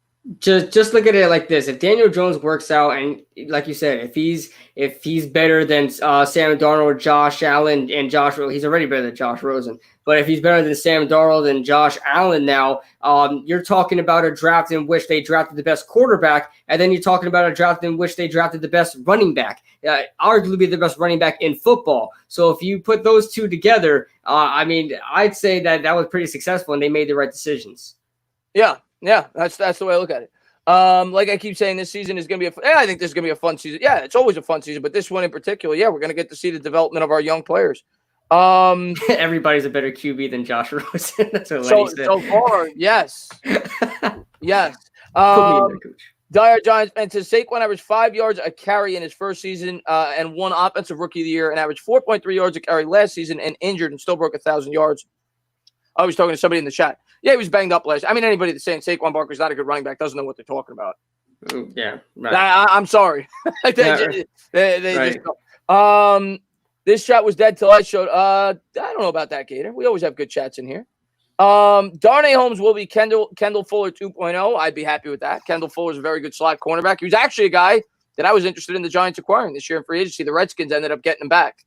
Right. I like Kendall Fuller. I think he's very underrated. I'm working on my all NFC East team. Kendall Fuller is ranking up there as well. Kendall Fuller is a good player. He played well in Kansas City. They probably should have kept him because they always have a problem in that secondary. But yeah. Yeah. Let's see what we got here. Mark Tversky says, as much as I love DJ, I also like Darnold a lot. First off, Gator Country got booted because he called me taint. Somebody booted him, which is cool. He's a jerk. But he says I'm not smart. I mean, I didn't read what you said, but if people were saying that you said that Saquon Barkley is not a good running back, you have no right to call anybody not smart. There you go. I'm sorry. That's Tell it how it is. And I didn't get to read the comment, but if that's what you said, you don't have any right to call anybody not smart. But, Mark, man, as far as Darnold goes, I wouldn't say I like Darnold a lot, but I definitely still think Darnold could be a good quarterback in the NFL. The Jets have not given him a support system at all. They have not given him an offensive line. They have not given him wide receivers. They finally, hopefully, if you're a Jet fan, fixed that offensive line a bit this year. This is a put up or shut up year for Sam Darnold. He has to take a big step forward this year. Yeah, I completely agree. Sam Darnold is hit or miss with me. He needs to stop kissing up on whoever he's kissing up on. Keep away from that mono too. But yeah, it's just Sam Darnold's hit or miss. We'll see what happens. But I still think Daniel Jones would get better than him. I read your $10 donation. I can't remember exactly what it was, but I remember you gave it to me and I read it. But I'll try to go back and read it again. It's already gone, but I did read it. Cher. I can't remember what you asked me, but I did read it. I don't know if you heard me before. You go back after. I did read it. I answered the question, but I can't. I've answered so many questions I can't remember. But I remember you giving it to me, and I remember reading it. Cher, you didn't have to donate for that, though, man. Thank you very much, man. He says, "What happened to my $10 super?" I did read it, Cher. I did answer it, but I can't remember what it was. But if you want to type it in again without donating, I will answer it again. But I did answer it. Nick the Wick, man, thanks so much for love. I appreciate it. He says, Kidblue, what do you think the O-line will be? I guess left to right. Okay. The O-line will be starting off like this. This is my dream scenario, but Andrew Thomas, Will Hernandez. I want Shane Lemieux to start, but we'll see what happens. But my dream scenario, Andrew Thomas, Will Hernandez, Shane Lemieux, Kevin Zeitler, and Nate Solder. Although I really want Matt Parrott to start. I can't stand Nate Solder, but he has to do something getting paid $18 million a year. But how I realistically see it, and I know a lot of people don't want it to be like that, but how I realistically see it is Nate Solder on the left. It sucks, but I still think Nate Solder is going to be on the left. Will Hernandez, Spencer Pulley, Kevin Zeitler, and then Andrew Thomas. That's how I realistically see it. Yeah, I think I'm gonna go Thomas on the left, Hernandez on the next to him. I want to say Lemieux. I really I want you to, but I feel like I, it's gonna be Pulley. I think it'll be Pulley opening day, but I definitely could see Lemieux getting it very soon. Right. I'll go with Pulley right now. And then I'll go with Zeitler and I'll go with Solder. I think that'll be the offensive line right now. Let's see what we got here. Shoulder will be replaced after week 8. I think it all depends on how we're doing, John. If the Giants are playing well, no. If they're kind of out of it, yeah, I expect to see. If the Giants are out of it by say week 10, 11, do you think Parrott gets a shot and you get some experience going into the 2021 season? For sure, absolutely. I'm on record of saying it already in past. I was a huge Matt Parrott guy, man. Even before the season, I really wanted him. If the Giants didn't draft an offensive lineman in the first round, they wound up getting both, which I'm happy with. I'm on the record saying Matt Parrott can possibly play soon, possibly play, maybe not day one, maybe day one, but I feel like he's not going to be great day one, but I feel like he can get away with it. A lot of people want to have Nick Gates start day one at right tackle. He's certainly going to be better than Nick Gates right out of day one. So I think Matt Parrott could start now, but that's just my opinion. But I honestly think, if the Giants are out of it, like you said, week 10, they're for sure going to put him in there. Yeah, I think you want it kind of like Love last year. Love didn't really get to play until the last 4 or 5 weeks, got some experience. I think it would be the same thing with Matt Parrott. Hopefully that's not the case. Hopefully we're going to the Super Bowl. But I think that would be a chance to really get him some experience, especially being that you expect him to be your starting right tackle in the 2021 season. So you'd like to get him some experience, 4 or 5 starts. So look for that later in the season for sure. Let's see what we got here. King Andy says, God forbid, but what if Andrew Thomas doesn't reach NFL expectations? And whatever happened to Josh Gordon? Well, Josh Gordon has been in and out of drug rehab 9 times or 10 a million times. Can't stay off the weed, man. As far as Andrew Thomas goes, I'm not very worried about him. He may not have had the highest upside of the tackles in this draft, but I think he was the safest. I am not worried about him being like an Eric Flowers type player. Andrew Thomas, to me, at worst, is going to be an average left tackle in the NFL. I'm not worried about him. I think you're going to be able to stick him there, and he's going to be a reliable player for the Giants for a long time. I'll be honest with you guys. I know a lot of people, and that question was probably asked because everybody is very paranoid about tackles that we've been hyped up about. Nate Solder, Eric Flowers. The list goes on tackles that we held stock in that disappointed us. And guys, our hearts have been broken so many times by these tackles, but I promise you guys, I haven't even thought about Andrew Thomas being a bust for us. I really think he's that safe of a pick. I think he's going to be, like you said, at worst, an average left tackle. At that point, you could argue if he's a bust, but listen, I think Andrew Thomas is going to be fantastic for us. I think he's going to be one of those household names for Giants fans. Yeah, 100%. Giants Alliance says, did you guys see Uncut Gems? Crazy movie. I did see Uncut Gems with Adam Sandler. It was actually really good. It wasn't a typical movie that he does. He's kind of like, he's a jeweler. That's why it's called Uncut Gems. And he gets Kevin Garnett to he's a gambler. I won't give it away, but it was a good movie. I did see it, Giants Alliance. It was very good. Let's see what we got here. But it's on Netflix right now. Bold statement: if Wentz gets hurt again, what? The Eagles will draft Trey Lance. Well, the Eagles just drafted a quarterback, 301 Twan, which I didn't really understand when they did it. But could you see? The Eagles ain't drafted another quarterback; they just drafted a quarterback. Yeah, I can't. I still can't wrap my head around Jalen Hurts, but I think he's probably saying that because this quarterback also comes from North Dakota State, like Carson Wentz did. But yeah, there ain't no way. It's Jalen Hurts to the grave, baby. Jalen Hurts to the grave. Yeah. Let's see what we got here. Martinez will be our best defensive. Wow. Nikki says Martinez will be our best defensive player this season. KB, what do you think about that? He's got a long way to go, man. Listen, I don't want anybody coming up to me like, hey, KB, he had 150 tackles this year. Yeah, well, he had 150 tackles like every year with the Green Bay Packers, and his film still doesn't jump out to me. He's got to prove a lot of other stuff. Listen, he blamed his play style on the Green Bay defensive scheme, which is fair. It's fine. He made his comment, but you know what? You got to put your money where your mouth is. You got to show that it was just the Green Bay scheme that was holding you back. and become a great player. Listen, if he becomes the best player on defense, then so be it. I hope he does extremely well. I just don't see it happening over guys like Dalvin Tomlinson, Dexter Lawrence, Jabril Peppers, James Bradbury. He's got a long way to go, man. I don't hate him. I think a lot of Right. people are really down on Martinez. I definitely think he could at least be an adequate linebacker, but I definitely don't think he's going to be the best player in this defense. I think if I had to guess right now, I'd go Bradbury, just because he's a seasoned veteran and he's a good cornerback. I would go Bradbury, but I think there's a number of players who could break out. I hope Martinez is stable. I think he's decent, but I think, like you said, I still question his coverage. Now, I know he fit better with Patrick Graham. He said that's a big reason he came here. Let's see it, though, before we jump the gun. And sports expert, man, thank you so much for love. I appreciate it. A little fist bump, man. Thank you so much for the super sticker. I appreciate it. What's up there, Carson Wentz?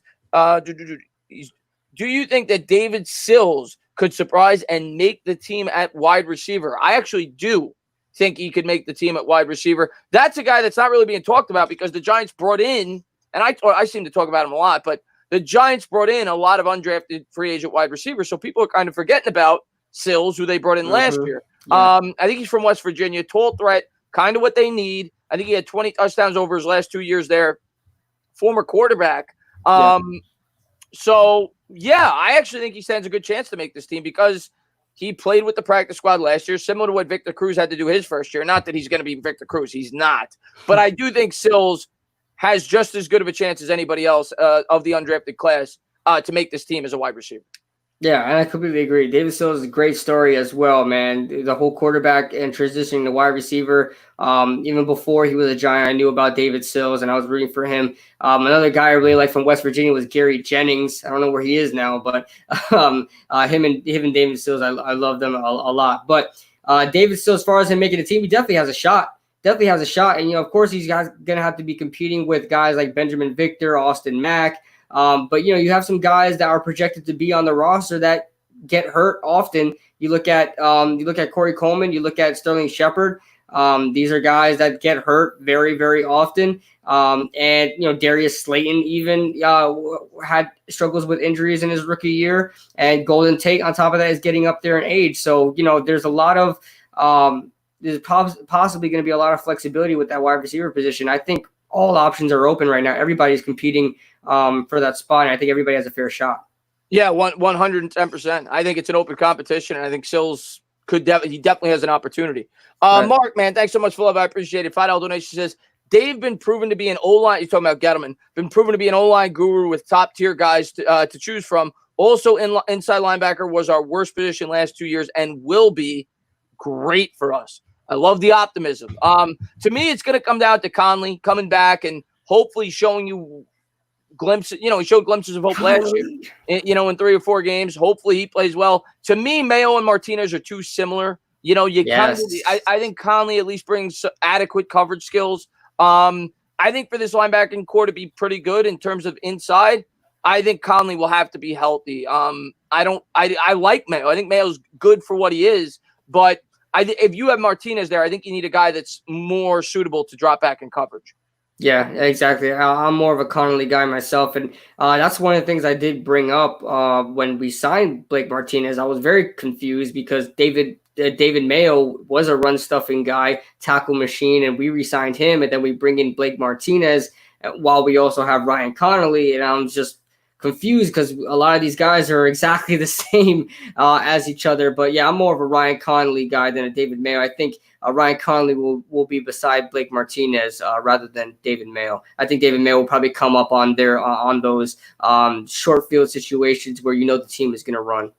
Yeah, and the other thing I want to say is I keep expressing this. This is going to be a positionless defense. You're going to see Peppers sometimes playing in that linebacker spot. They're going to mix and match. You're going to have multiple sets where you have that extra DB. Right. But yeah, I think Conley could be if this linebacking core is going to be better than people think, Conley's going to have to play well. That's what I'll say. I think he's a big key to this defense.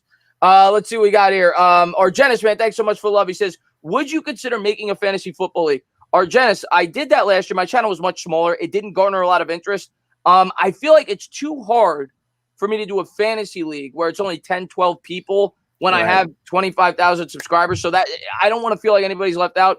I'm going to do some with my members with the fantasy league just because it's a much smaller population. But I am definitely going to do something with my YouTube subscribers. I'm probably going to do 2 different contests with you guys this year, and we're going to keep up with it. Nobody's going to cheat because people put in multiple entries last year. That will not happen. I will delete it if it does. But I want to do a pigskin pick'em league because you could have 500,000 people if that many people wanted to sign up. And I want to have a knockout pool. So that I will do. A knockout pool, obviously, when you pick the winner each week. And then once you pick that team, you can't pick them again. And I'll give away like a jersey at the end of the year for each competition. That's something that I definitely plan on doing. In terms of a fantasy league, I just feel like I have too many people to do something like that. So that's why. But I'm definitely going to do some stuff with my subscribers, Argenis. And Sports Expert, man, thanks so much for love. Tane and KB, thoughts on RJ McIntosh? RJ McIntosh, when he's gotten an opportunity, he's looked decent. Out of Miami, he's a 5th-round pick by the New York Giants in 2018 by Gettleman. He's played decently when he's got an opportunity, but he is so far back on that depth chart. Now they bring in Austin Johnson from Tennessee, former 2nd-round pick, and he's got some familiarity with the D-line coach. With Sean Spencer, he played at Penn State, so you figure he's probably above him on the depth chart. I just don't see how McIntosh is even going to get an opportunity to play on this team. I completely agree. I was thinking about that too. We have B.J. Hill, Leonard Williams, Austin Johnson, Dalvin Tomlinson, Dexter Lawrence. I mean, the list goes on and on. RJ McIntosh was one of the guys I was really excited about a couple years ago. I watched his film against Notre Dame, and he did pretty well against Quentin Nelson, who we all know Quentin Nelson to be the best guard, probably the best offensive lineman in the NFL right now. And that 5th-round pick out of Miami did pretty well against Quentin Nelson. So I like RJ McIntosh. I really do. I just think he's going to get cut this year. You think they'll cut him? Oh, I think they're going to cut him. There's no way they're going to be able to keep him with all the depth that we have. Maybe Austin Johnson doesn't work out, and Dalvin Thompson is okay with being that nose tackle. And if anything, Dexter Lawrence could move to nose tackle if anything happens. But Austin Johnson may be a guy to get cut. Who knows? But RJ McIntosh probably on the roster bubble. If not, I think he's still eligible to be on the practice squad. Maybe they put him on the practice squad. But I don't see him getting any playing time with the guys that we have. And these guys really don't get hurt very often. Dalvin Tomlinson has been extremely consistent, and B.J. Hill as well. And a lot of these guys, even guys that are farther along on the depth charts, still pretty good as far as injuries. Yeah, I'm with you on that. I don't know if we'll get cut, but I don't see him really getting much of an opportunity. JB with the $2 donation says Fackrell seems to be underrated. He will break out. I mean, I hope he breaks out. He definitely had success a year ago. With Graham as his linebackers coach, he had 10.5 sacks. I think they brought him in because they think he fits the scheme. I think that's the obvious reason why they brought him in. Very similar to Marcus Golden last year. Marcus Golden, with James Betcher's system earlier in his career, had success. Came here at 10 sacks last year. So maybe Fackrell is that guy. I don't really think they're going to have a guy with more than 8 or 9 sacks. I think it's going to be a team approach. But Fackrell, to me, is a guy, from what I've read, I don't get to watch him a lot, but from what I've read, people have said that he's kind of underrated in terms of coverage. So maybe he is a guy that could drop back and at least be decent in that aspect at the outside linebacker spot. We all know that Marcus Golden's not great at that. But yeah, I mean, he could be a good piece for the Giants. I don't think he's a long-term answer. It's a 1-year deal. Yeah, I completely agree. Fackrell, if he breaks out, he becomes our Marcus Golden. We're probably going to be in the same situation that Marcus Golden is in now, in limbo, right? Fackrell has a great year, has 10 sacks. Everybody's going to be wondering, oh, should we re-sign him? Should we not? It's going to be the same exact situation that Marcus Golden is put in. And to also add on to Marcos and Tello's question with Marcus Golden, Kyler Fackrell, if Marcus Golden comes back, is going to have a hard time. I mean, he may line up opposite side of Marcus Golden. They might play. But if Kyler Fackrell has a decent year and Marcus Golden also comes back and has a decent year, I think they're going to re-sign Marcus Golden rather than Fackrell. He probably won't be back on the team. Or they'll have to do the same thing they did with Golden this year. But Fackrell should probably hope that Marcus Golden doesn't come back, because if he does, he's going to take his spot next year. Yeah, we'll see. Golden's definitely going to get snaps. That's for sure. Yeah. Somebody's going to lose some time. Yeah. And Nitro Freak, thank you so much for love, man. Nitro Freak's got a channel over there. He's an Eagles fan. Oh, Nitro Freak's in here. What's going on, Nitro Freak? He's an Eagles fan, so forgive him, but he's always a nice guy whenever I pop in there. $5 donation. He says, hot take, the Giants will be a playoff team this year. sucks, but they aren't far off. Keep up the good work, guys, man. Thank you so much for love, man. I really appreciate that. I hope you're right. And one thing I've noticed, Kidblue, and I think it's because Giants fans, they don't want to jinx it. We've been so disappointed over the last since we won our last Super Bowl, really. We've been so disappointed with this team. That's why I'm going in with moderate expectations. But the one thing I've noticed, KB, it's not just with Nitro Freak. It is with Philly 500. It is with a lot of Eagles fans. I've even heard Cowboys fans say that the Giants are a sleeper playoff contender this year. People are buying into the Giants outside of the Giants fan base. I've noticed that with content creators on YouTube.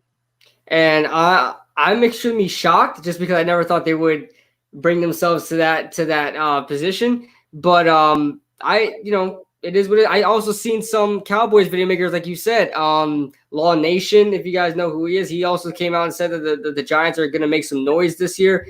And listen, we just are just happy that from the guys that are outside looking in, we're happy we're on the same page now. All right. So when the day comes and we face the Eagles, I don't want you guys to be shocked when you guys you're in your little cute blacked out uniforms, right? Cute little blacked out uniforms on Monday Night Football. I don't want you guys to be shocked when we beat you guys. Okay, I'll just say that.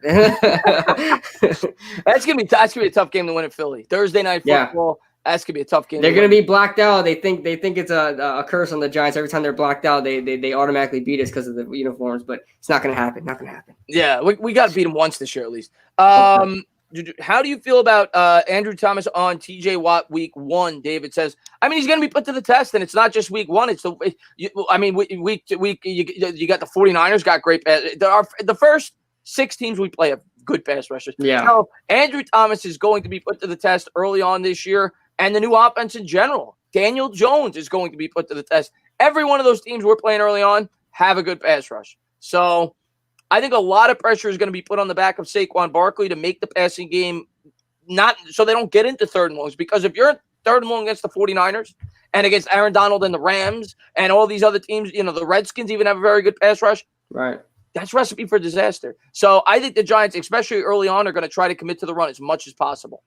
Right. I completely agree. One key matchup I'm really looking forward to, man, is Andrew Thomas versus Chase Young, man. That's what I'm really, really looking forward to. Everybody wanted Chase Young, including myself. We weren't able to get him. We got the offensive lineman we needed. And man, would it be fantastic to have Andrew Thomas make Chase Young his son to have that type of rivalry every year where Andrew Thomas just bullies Chase Young. And that's the guy we wanted. Would be fantastic to see, man. Fantastic. I can't wait for that matchup.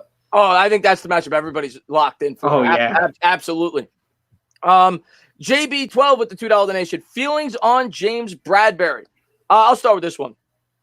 You go back, you look at my video. I don't know how long you've been subscribed to me, JB12. You go back, look at my videos going into free agency. I didn't know it was going to be him, but I thought the Giants were going to attack the cornerback position in free agency for the simple reason Janoris Jenkins left. You had all young players there. You needed a veteran presence. DeAndre Baker, we think he has some upside going in before, we got to see how this all plays out.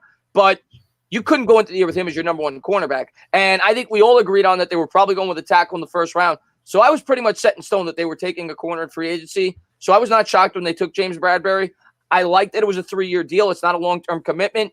He's a guy that's been a solid corner. You look what he did in the NFC South. This guy locked down some of the best wide receivers the league has to offer. Thomas with the Saints. The NFC South is loaded with receivers. Julio Jones with the Falcons. So I think Bradberry's at least the top 15 corner in this league. He's a former Gettleman guy. Gettleman drafted him in the second round. I like him. I think it's a player that we needed, and especially in this defense. I talk about it all the time. The Patrick Graham defense blitzes heavily. They're going to have a lot of man press, coverage, which means you need your corners to play well. So they needed a veteran corner. So I was all aboard the Bradberry train. Yeah, I completely agree. I'll be honest with you guys. In the beginning, I wasn't aboard with it just because we were paying him so much money. But that's what just the market is nowadays. And now my thoughts about it. I'm okay with how much we did pay him. He's third or fourth highest paid cornerback in the league right now. I'm fine with it. I watched the film, and not even just the NFC South, man. I turned on that film versus the Houston Texans against DeAndre Hopkins, And oh my God, I watched him versus DeAndre Hopkins, and he locked down DeAndre Hopkins. I mean, better than I would have, way better than I would have thought, man. I turned on that film and I was in disbelief of what he did to DeAndre Hopkins.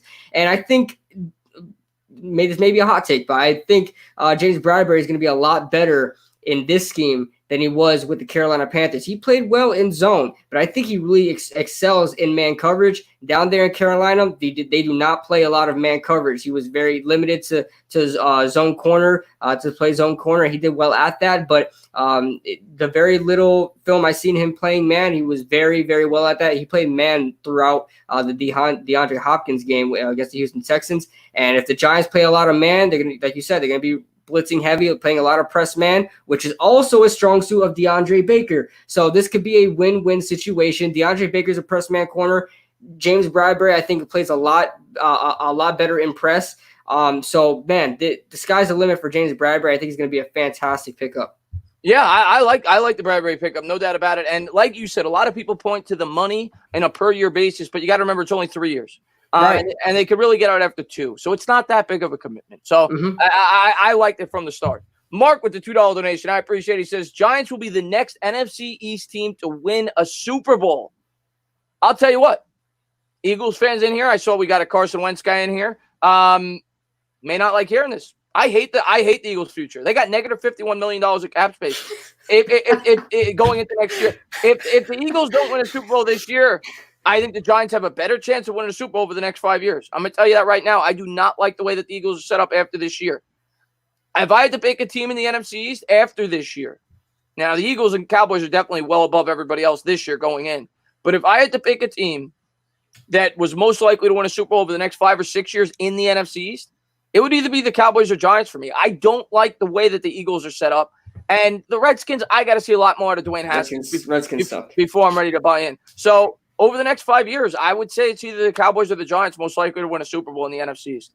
I completely agree. I think when you look at it, you can't really look at it. For those of you guys that are wondering why Chris said that, you got to look at it on the future of the team. You look at the Giants, they're trending up. They're continuing to trending up. Eagles already had their Super Bowl. They're starting to get right back down there. They're going to probably do not be shocked if the Eagles start rebuilding in the next couple of years. Even with Carson Wentz there, do not be shocked they start rebuilding. Like you said, there are so much money down in cap right now. I don't even know where these contracts are coming from. Who the hell did Fletcher Cox and Carson Wentz? Are they taking up like the whole entire and Brendan Graham? They brought in the D tackle from the Bucs, right? What's his name? I can't remember his name at the top. Hargrave. Oh, the Steelers guy. Yeah, Steelers. They brought in him. They traded for Darius Slay. They signed Alshon Jeffrey to a big contract. They signed Deshaun Jackson to a big contract. And all of them are backloaded because that's what Howie does. He backloads all the contracts. So that's why they got no cap space. And what he's going to do next year, he's going to backload them again. And it's just going to be it's inevitable. It's going to catch up with them. Well, yeah, as far as that goes, oh my God, the Eagles are in such hell right now as far as the cap, man. They're gonna be rebuilding along with the Redskins while we're trending to the top soon. But the Cowboys, I think, probably is the favorite right now, just because they are right there. I believe the Cowboys are right there with all the right things, to happen for the Cowboys. I think they can win a Super Bowl. Dear God, I don't want that to happen. But the Eagles, I don't want the Cowboys now. But as far I'm looking at the Cowboys right now, they have a really good chance. But as far as the Giants goes, man, I'm really optimistic about their future. They can be the next NFC East to win a Super Bowl. And the Redskins, we don't need to talk about them. Sorry, Redskins fans, your team sucks. Sorry. And thank you so much for the love, Mark. I appreciate it. And Blue Collar, man, thank you so much for love, man. I really appreciate that. And it's cool. Gordon, you changed your name. Okay, now I know. He says, Chris, what is the New York sports media waiting for to give you a job? We need to start a rumor that you're being hired to motivate someone to sign you. Also, I changed my name. I used to be Gordon Gecko. I say 9-7. Let's go. First off, man, thank you so much. He always shows me a lot of love and support. Gordon Gecko has always been a great supporter of my channel. So thank you for all the love and support you always show me, man. You're always in the live streams. You're always showing love. So thank you for that. Let's start a rumor right now. Let's go to the press. Say that WFN is going to hire me, and maybe ESPN comes with a better offer. But Gordon, man, thanks so much for love, man. I really appreciate that. And David Biagalo, another great subscriber, he says, why is PFF giving someone on this podcast the evil eye right now? Flying to Florida from New Jersey this weekend. All good down there now, Kidblue? Oh yeah, it's all good down here, man. As far as there's not too many riots, but the COVID situation is starting to slow down, man. It's nice and sunny down here. It's been raining the past couple of days, man. That's not been fun for me as a mailman, but I've been getting drenched every day. But it's all good down here in Florida, man. All good. Yeah, I got bad rain the last couple of days here. Well, It was a little bit today. I had pretty bad rain the day before, but overall, it's starting to get hot, though. I mean, Florida, it's always hot. Oh, my God. Yeah. It's starting to get hot in New York today. Yeah, you want to see what the heat looks like? Look at this gradient. Now, that is a farmer's tan. Yeah, right there, man. That's a mailman's tan right there. that is a mailman's tan if I've ever seen one. It's bad, man. If you guys have not done so, please subscribe to Kidblue. My moderators have posted a link throughout the stream. Please go over there, give him a look, and I'm sure somebody will drop the link right now. But, he's got a great channel over there. Should have been shouting it out throughout the stream. Looking forward to having KB back on the channel whenever I could get him on.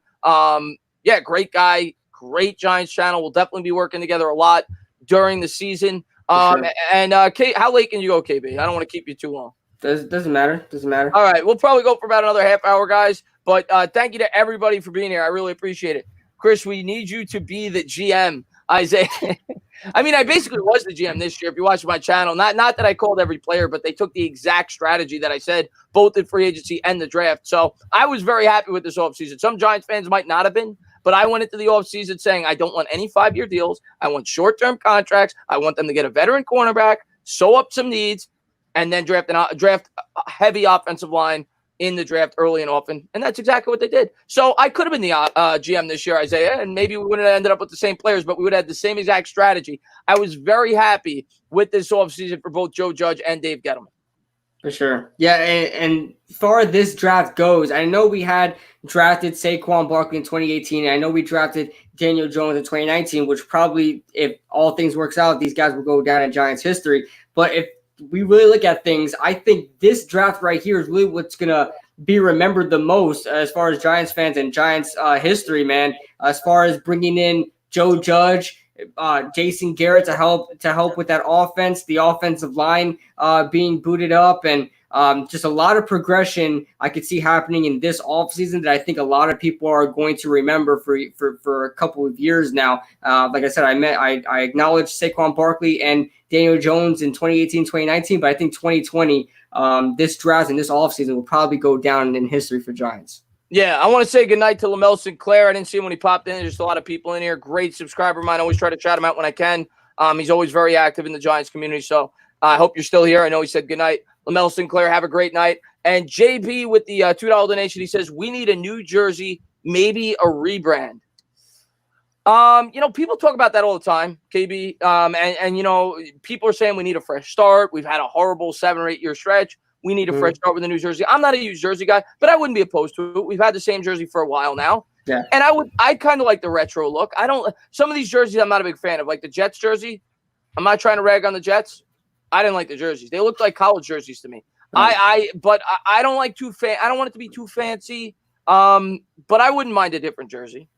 Yeah, there are a couple of people who've made kind of edits of custom jerseys, and I'll tell you right now, man, they look absolutely amazing. If the Giants were to change it, first of all, their colorless jersey would probably be their away jerseys. I would love that for that to be their away jerseys. And then I've seen a couple of like prototypes for their home jerseys. I think that I would like, but yeah, you're right. I don't want the Giants to go very fancy at all. I don't want them to get like what the Atlanta Falcons look like. Oh my God, you see the Atlanta Falcons uniform, man? What about the Rams? What about the Rams? Oh God, the Rams.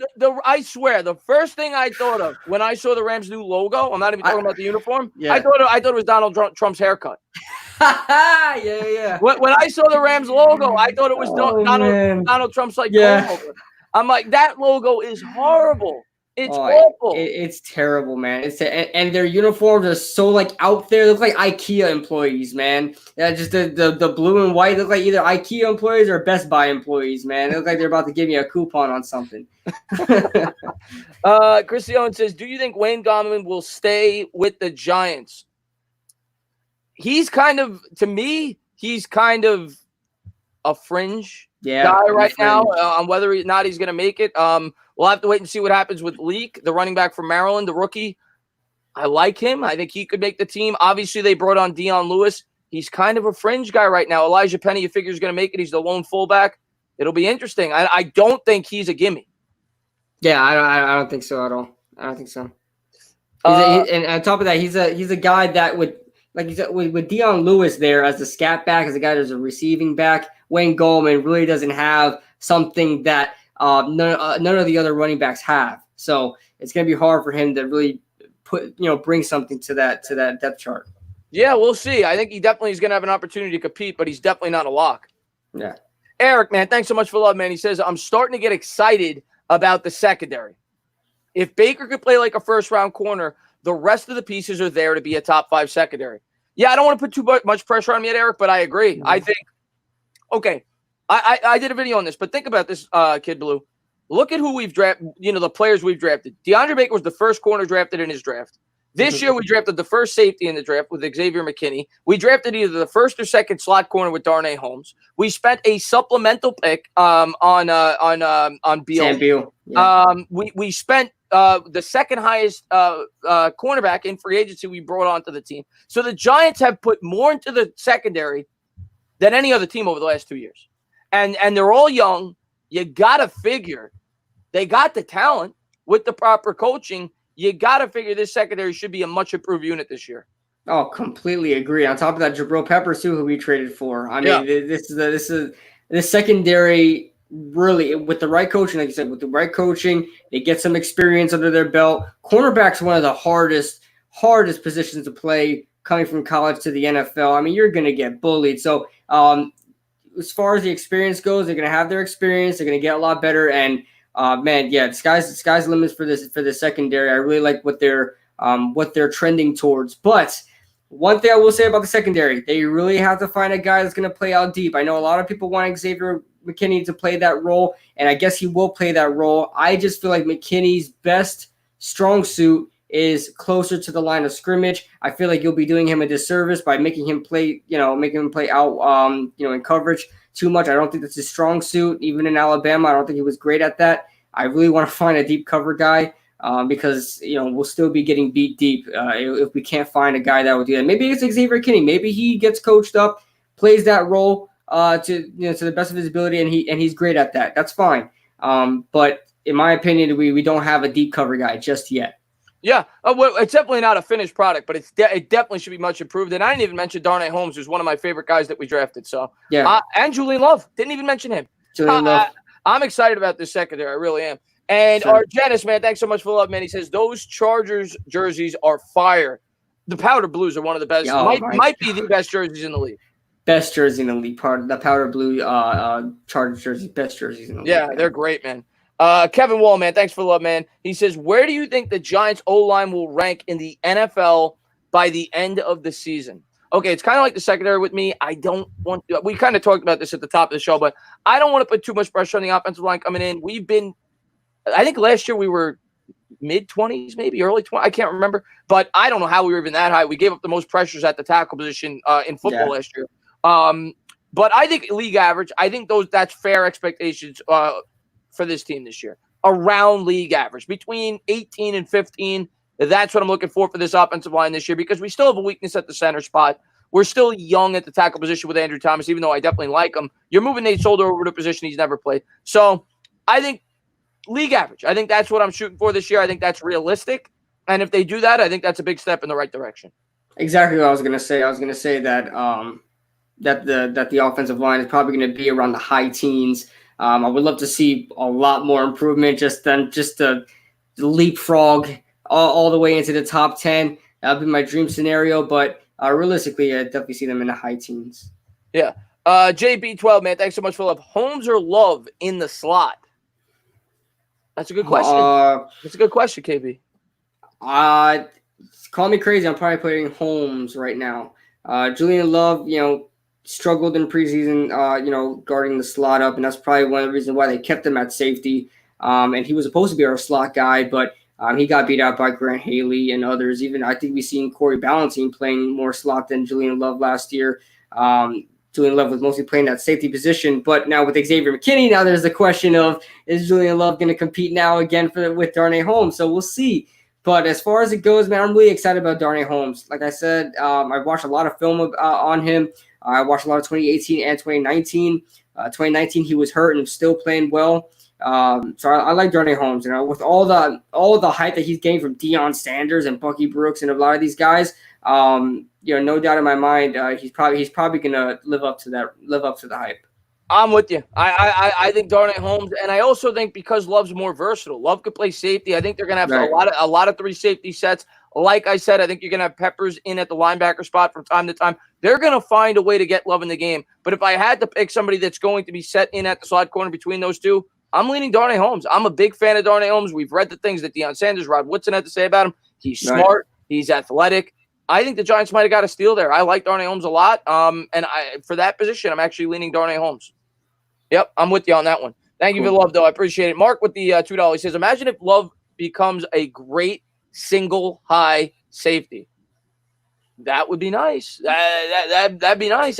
What do you think of Julian Love? I mean, you said that you feel like he struggled a bit in coverage. Maybe fans are jumping the gun a little bit on him right now. Right. Julian Love was one of my favorite corners in the year he was drafted, and I was extremely shocked that we drafted him. And they drafted him to try to be, in the beginning before the whole safety thing happened, they drafted him to try to be a slot guy, which I thought he best suited to be in the slot, but he didn't play much slot in Notre Dame. He played a lot of outside corner. So, of course, that was going to be a transition that a lot of Giants fans probably thought he would transition well, including myself. But he played in the preseason slot, and it didn't work out very well, and that kind of reassured everybody that, hey, maybe he should be a safety. But he's going to get another opportunity to do that. Joe Judge said it himself. These guys are from different regimes. Nobody is set in stone as a starter. Everybody's going to get a fair shot. Everybody's going to compete. There's no set starters yet, and so he'll get his opportunity. I really hope if Julian Love, if he's kicked out of that whole cornerback situation, because it's going to be very hard for him to go. I'm rooting for Darnay Holmes, which means Julian Love will either probably be the dime cornerback. And I don't think he would want to be a dime cornerback. I think he would rather take the starting free safety role, or maybe a depth free safety role where they use 3 safeties in the system there. But I hope Julian Love can be a single high safety, to be that deep cover guy and pretty much be the guy that Darian Thompson was supposed to be, guy we drafted a couple of years ago that was supposed to be our single high safety. A lot of people were saying this guy was a single high safety, and he just kept getting hurt. He's a Boise State Bronco. I'm a Boise State fan, so of course I know a lot about Darian Thompson. I had high hopes for him. Tell me that story again. You've told me before. Was it because of the Smurf turf? Why did you fall in love with Boise State? It was because of the Smurf turf, right? So I forgot when it was, but it was bowl season, and Boise State are always part of their bowls, and they're always playing in bowl games. So it was one season in particular. I didn't know too much about college football. Turned on a college football game because I was just missed football, so I was watching football, and it was Boise State on their own turf. I think it was, like I said, I think it was a bowl game, but I just fell in love with the field, man. Fell in love. I fast forward probably maybe a year later. I see them again on TV, and I just fell in love with them, man. I started following them ever since. But it was the Smurf turf, man. It was the Smurf turf. It definitely popped out when you watch it. Watch the TV. Oh yeah. And Mr. Speed says the pizza sucks. Well, he must not be in New York. Must not be in New York, because New York pizza is the best. And what's going on? What's going on, Benjamin? Man, thanks for popping in the stream. He says, "Hey, sorry I'm late." You never have to apologize for being late. We're talking New York Giants football like always. We're having fun. We're answering your guys' questions. Kidblue's doing a great job. Anybody that is not subscribed to KB, go on over there and check him out. I'm definitely going to have, like I said, I'm on the channel throughout the season. Thank you to everybody for being here. I appreciate it. Marjorie, what's going on? I know I saw her earlier. I meant to shout her out. How long do you think Dave – okay. All right, let's talk about Gettleman. It's inevitable. I love him. Especially when you come on my channel. You know you're talking about Gettleman. Oh, yeah. I'm his cheerleader. I'm his biggest cheerleader, man. I'm his – woo! Gettleman. Yeah. I like Gettleman too. So question is, how long do you think Gettleman will be the general manager for the New York Giants? Not how long do you want, but how long do you think he will be? Realistically, listen, if we have a lot of people want him out at the end of this year, and I don't see that happening whatsoever. He's only had a couple of years to rebuild, arguably only 2 years. He's only had 2 years to rebuild. You have to see what that finishing product happens yet. But, as far as a new GM goes, when they're rebuilding, I'm giving them a 4-year window. So, what is he in year? He's in 4 year. He's in his year 4 right now, right? This is his third year. This is his third year. This third year? Oh, yeah, it's his third year. So after the end of this season, we'll start to look at it. We'll start to look at if Dave Gettleman should be still here or not. But I'd give it realistically 5 seasons if he does terribly. I don't see them getting rid of him that quickly. I think they learned their lesson from years past. But 5 years realistically if he does terribly. But if he's successful, Joe Judge is a great hire. The Giants are competing in the playoffs. Who knows? Whenever the Giants feel like they need to cut ties, whenever they feel like they need to bring in somebody else, I feel like if Joe Judge is the guy, then Dave Gettleman is going to be the guy. That was his hire. They have to stick together throughout the end. And that's how I see it. Yeah, I mean, listen, this is his third year. It's year 2 of the rebuild. Yeah, year 2 of the rebuild, exactly. Yeah, and I think we all agree that they probably should have started year 1 he got there. They didn't decide to do that. Year 1 was not a rebuild. He went out there. He spent the most money on a tackle. He traded for Alec Ogletree, a ready-made linebacker. He drafted Saquon Barkley. They left Eli Manning at the quarterback. Year 1 was not a rebuild. Last year was the first year of the rebuild. He's now brought in 3 drafts worth of players that. Oh, sorry. That's Gettleman. He's now drafted 3 years worth of players that fit his philosophy. If you then bring in another GM, I just don't like it. I want Gettleman here for at least another year after this year. You have to let him see the rebuild through. He may not be the guy here when the team gets really good, but I think he was the right guy to bring in here to fix this team when they were at the point they were at. That's what I've expressed from the beginning. He makes some moves that make you want to punch him in the face sometimes. But overall, I think Gettleman's done a good job of rebuilding this football team. And JB with the $2 donation, I appreciate it. It says, do you think we will have the number 1 special teams this year? Yes. Number one? You know why? You know why? Because the Patriots had the number 1 special teams last year with Joe Judge, and Joe Judge is now the head coach of the New York Giants. On top of that, the Giants was very damn near close to number 1 last year. Riley Dixon was killing it. Cody Core and them. Special teams, especially, and if Corey Coleman stays healthy, he becomes our full-time returner. No doubt in my mind, special teams will be number 1. If there's one thing the Giants fans should take pride in, I get our offense is inconsistent. I get our defense is very young and it doesn't have, has a lot of potential, but very raw.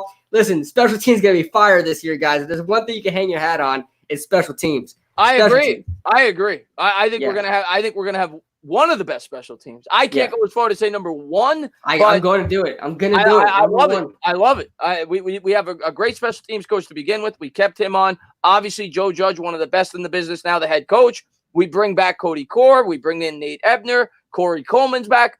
We should have Riley Dixon's a great punter. We should have a very strong special teams. Casey Kreider replaces Diassi, who had problems with the long snapping last year.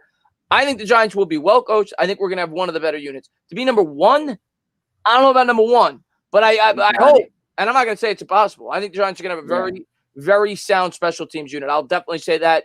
And I think it will make up for some hidden yardage throughout the game. And, I think the Giants are going to be the type of team that fights for every yard that they get this year. I think they're going to be a tough team, scrappy team, because I think that's the type of coach that Joe Judge is. So I do think we're going to have a good special teams. I hope the Clapper changes his game plan when he plays the Cow Turds. Don't want to be predictable. That's something that I've talked about time and time again, and I'm sure I'll talk about it when the Giants play the Cowboys this year. You could argue that that Garrett has the advantage because he knows that team in and out. He knows those players, so it's interesting. Who has the advantage there, whether it's Garrett or whether it's the Cowboys. But I mean, Garrett, they ran his system, but he wasn't the play caller last year. I actually think Garrett may have the leg up against the Cowboys when they play. It's very back and forth for me, just because I get what you're saying with Garrett, but as far as that goes, Mike McCarthy is running his own scheme there, and I get to your point, he wasn't calling the plays last year. The guy that was calling the plays last year is still there, so there's a familiarity there. Obviously, you still have your key players there: Amari Cooper, Michael Gallup, The offensive line is still intact. Dak Prescott, Ezekiel Elliott, these guys are still there. So it's very back and forth to me. But one thing I will note is that the Cowboys know what Jason Garrett likes to do just because he's been there for so long.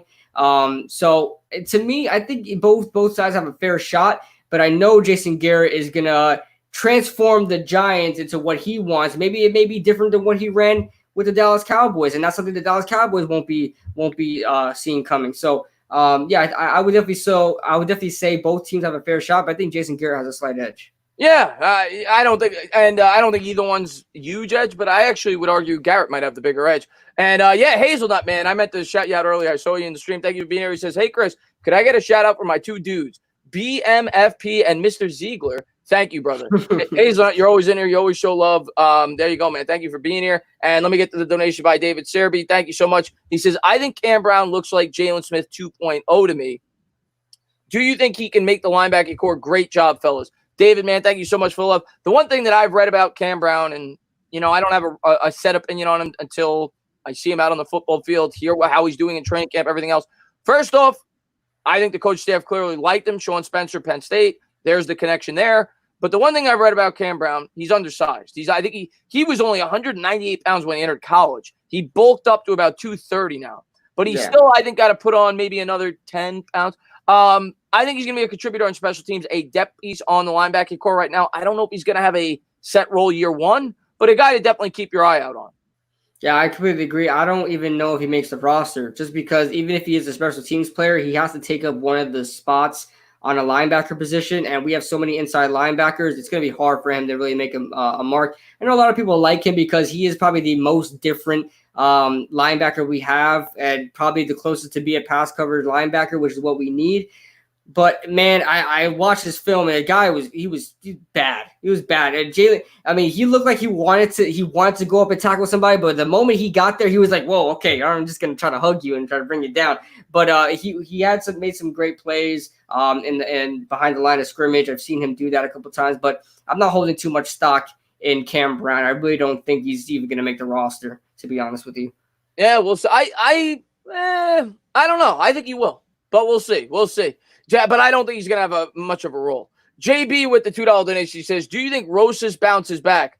He better, for what we're paying him. I think he's the highest paid kicker in the league, if I'm not mistaken, or he's definitely up there with the contract that he got. I think it was a short-term deal, though. But a lot of people pointed to Diassi was the problem there, was the long snapper. They replaced him, I think, week 14, 15. And Rosas played a lot better after that. I mean, I hope so. I think he definitely could. Maybe a lot of it was mental last year. If he doesn't, they'll replace him. He gets one mulligan, and that's last year. I hope so. I hope he can get back to his Pro Bowl form, man. I mean, everybody was just all drip raw sauce, man. All drip raw sauce. I love Aldrick raw sauce, and I was rooting for him the whole season, man. I don't want to be a Tampa Bay Buccaneers. I don't want to be a New England Patriots. They do everything right, but they've been looking for a kicker for a long time. I don't want to have to struggle to look for a kicker, man. The Tampa Bay Buccaneers have been dealing with that for so long, and their fans are constantly heartbroken by games that they could have won by a field goal or even an extra point. I hope Aldrick Rosas bounces back. To your question, JB, I think he will. That may be my hope speaking for me. But I hope he will. I think he will. Yeah, I think so too. I think he'll be better this year for sure. He can't be much worse. Yes, Eric, I told you I would shout you out when you came in. He's got a new YouTube channel over there. So Eric Harwood, he says, "Hey Chris, sorry I'm late. You give me a shout out for my channel." Go over there and check him out. He's been a subscriber of mine for a while. He's starting up a new YouTube channel, so go check him out. Blue Collar with the $2 donation, he says, "Kidblue, have you heard Tana sing Billy Joel yet?" Woo! He loves when I break out the Billy Joel. Oh man, I've never heard it, but man, I want to hear it. This is not the stream for it. One night we'll do it. We'll have a fun stream where we don't talk sports. Yeah, do it after dark. We'll do after dark. We'll do an after dark one night. Just come on and have fun and talk anything but sports. And I'll do that probably in like a couple of weeks. But that will not be tonight. JP with the $2 donation, I appreciate it. He says, "McCoy or Rush?" Rush knows. Okay, let's talk about the backup quarterback. Right. Cooper Rush obviously coming over from the MYG 31, man. Thank you very much, man. He's coming over from the Dallas Cowboys. He knows the scheme. That's the attraction there. To me, McCoy's got to be the backup. McCoy's the only guy with NFL experience. The guy's had, I think, 25, 28 starts. Rush has 4 passes in the NFL. Right. So to me, and Tanny, I think, has 10. I don't want to see Tanny on this team. He's useless at this point, other than the fact that I guess his mom makes good Thanksgiving dinner. That's why Daniel Jones went there. But other than that, I honestly don't see the reason to have Tanny on the roster. So to me, it's down to those 2 individuals to be the backup. I think they're going to go with 3 quarterbacks again. And I did a video on this, and I was surprised that half the league actually had, I think it was 15 teams out of the 32 had 3 quarterbacks last year. So I think the Giants are going to go with 3 again. I think both of them make the team for the fact that he knows the playbook in and out in a shortened offseason with a second-year quarterback with Daniel Jones. I think Rush brings some value to the New York Giants for that alone. Right, and the only reason why Tanny was on the team last year because Daniel Jones came out and said that he was pretty much his mentor throughout the season, and that's fine. But now with Colt McCoy there, definitely has a lot more starting experience, definitely has more experience in the NFL. I think Tanny is definitely gone for sure, and Colt McCoy should be the number 1 backup, the QB2. And Cooper Rush, man, I spoke to a lot of Dallas Cowboys fans. They loved Cooper Rush over there. There was a guy that with the right coaching, and if he would just make the right plays under the lights, that everybody was saying during training camp he was killing it, but when he would play in the preseason he was bad. Cooper Rush is a guy that will be a very experienced backup, I think, throughout his career, and I definitely like him. I definitely like him a lot. So as far as the backups go, I'm pretty confident in those guys. Yeah, no, for sure. And let's see what we got. I had a glad I could find TD, man. Thank you for being here. Glad I could. Gavit's in the house. He says, what's going on, man? It's been a long time. Do you wish Saquon was more like Zeke in the open field instead of juking and dancing? He can run through a blanking face. Yeah. I mean, at the end of the day, Saquon Barkley to me he's a talented running back, and you got to let him just do what he does. And that's the type of running back he is. He's not going to be a guy like Brandon Jacobs. He's not going to be a guy that's going to run somebody over. Barry Sanders wasn't that way either. I think Barkley has a little bit more to that game than Barry did. He's built like a tank, but I think Barkley's always going to look at the home run play. That's what he does, and that's what he's done throughout his entire career, both at Penn State and now in the NFL, and that you can't ask him to change his game. That's the type of player he is. Right. And Bavith, I don't think you really want Ezekiel Elliott you want Saquon Barkley to be like Ezekiel Elliott and run through everybody because you're just putting more wear and tear on Saquon Barkley. He's not going to last much longer if he's always hitting people and running through people's faces and things like that. So I don't mind Saquon Barkley doing what he does and juking and avoiding contact and going for the home run plays. I think it benefits his career. Yeah, I agree with you. And I'll get a couple more guys, then we're going to call it a night. Somebody asked about Benjamin Victor. I saw that a bunch. Stupid Video says, who do you think gets more yards, Benjamin Victor or Corey Coleman? I mean, if Victor makes the team, I'll go Victor. Yeah. If Victor makes the team, but that's if the team stays healthy, because if Shepard goes down, Coleman may get an opportunity. So if the team stays healthy, I'll go Victor. If he makes the team. And I honestly think Victor and Matt can make the team, man. Both those Ohio State guys. And Corey Coleman, although he was great when we picked him up on special teams, he wasn't very fantastic playing wide receiver. Now, last year, he was competing for that number 3 spot, and he looked extremely well. He was going to do that, but then he tore his ACL. But, I think Benjamin Victor probably has a better chance just because we need him a lot more. Benjamin Victor adds more of the height advantage, as opposed to Corey Coleman, who's just like all the other wide receivers we got. They're all midgets, man. We need some tall guys. And I think Victor is probably going to get that role because of his height. Yeah, 100%.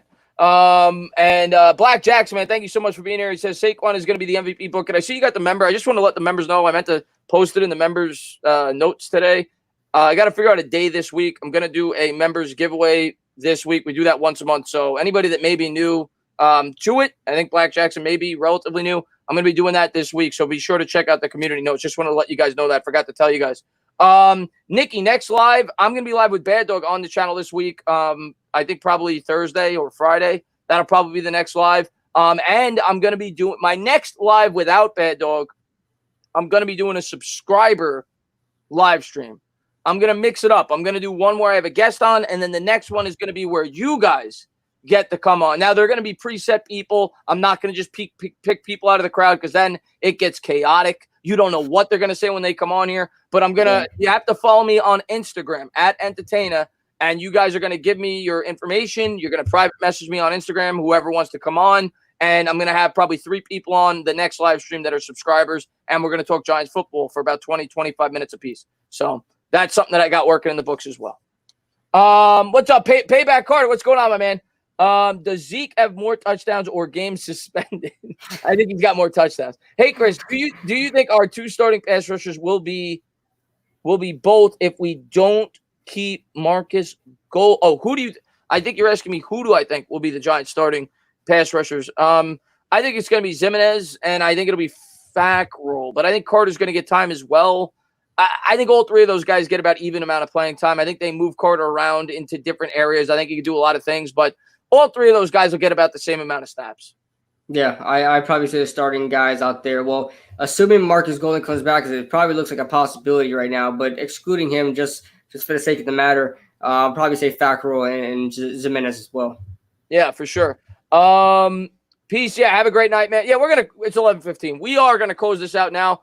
Guys, Brooklyn Hit Squad, what's going on, man? He's got a channel too. Go check him out as well. And I'll probably have him on the channel at some point as well. I want to try to get as many Giants YouTubers on here as I can. Do you expect BJ Hill to bounce back? I sure hope so, AJ Marshall. Thank you for popping in the stream. It's going to come down to whether or not he gets an opportunity. Henny God says, what are your thoughts on Caden Smith? All right, real quick, we'll answer that because I didn't get a chance to answer Henny God's questions tonight. I like Caden Smith. Caden Smith had great chemistry with Daniel Jones last year. May very well be the tight end of the future. I think he's going to be used a lot in 2 tight end sets this year. Ingram's still the number 1 guy right now, but I like Caden Smith a lot. Very good blocker and a guy, Kidblue, that showed he could catch the football. Yeah, for sure. I think he's definitely going to get some playing time. Levine Toilolo is also there too. He's that run blocking tight end guy. He's a huge guy, like 6'8". But they'll compete for a role. But just because of the rapport that he built with Daniel Jones last year, I feel like Caden Smith has the advantage. Even though Levine Toilolo is an experienced veteran in this league, I think Caden Smith, the young tight end, is going to have the advantage in this league, having that chemistry with Daniel Jones. Yeah, 100%. But guys, thank you to everybody, all my loyal subscribers that are always here. You guys are amazing. This whole Giants community is amazing. This entire offseason has been incredible. You guys continue to support us, watch our videos, come into our live streams. Could never say thank you enough to each and every one of you guys. You guys are amazing. Yeah, like I said earlier to Nikki, I'm going to be live Thursday. I'm sure Kidblue's got some videos he's working on. I'd love to pop on Kidblue's channel at some point. Yep. And when I do, I'll definitely tell you guys to come on over. But thank you to everybody for tuning in. Thank you guys for all your love and support. I'm going to let Kidblue close it out in 1 second. And diehard Giants fan, man, thanks so much for love, man. He says, great stream, guys. Mad respect to you both. Thank you so much, diehard Giants fan. Another great guy in the community. But KB, close it out. Thank you for coming on the channel. Thank you, guys. And thank you, Chris, for bringing me on, man. Always love working with you, man. And for sure, when I get that webcam up for my new computer, I'll definitely have you on the channel. I'm looking forward to it. And everybody in the chat, thank you guys so much. Make sure you guys hit that like button as well. I think we're at 206 right now. Make sure you guys get it as high as we can. But thank you guys for joining in the stream. And, we'll see you guys next time. All right, guys. Have a great night, guys. Have a great night. And Payback Carter, I just saw you in the chat there. You've been a long-time subscriber of mine. You want to come on the channel this week? You are more than, I don't know what day I'm going to have it, but message me on Twitter, Payback Carter. Private message me on Twitter. And, you didn't have to super chat. I saw it before you super chat. But thank you so much for the super chat. He says, I want to come on and talk Cowboys Giants one day. I'll have you on when I do my first subscriber live stream, which is going to be in about a week. I will have you on. So I'll definitely have you on. I'll have you as one of the guests. But have a good night, guys. Thank you guys for being here. I appreciate it.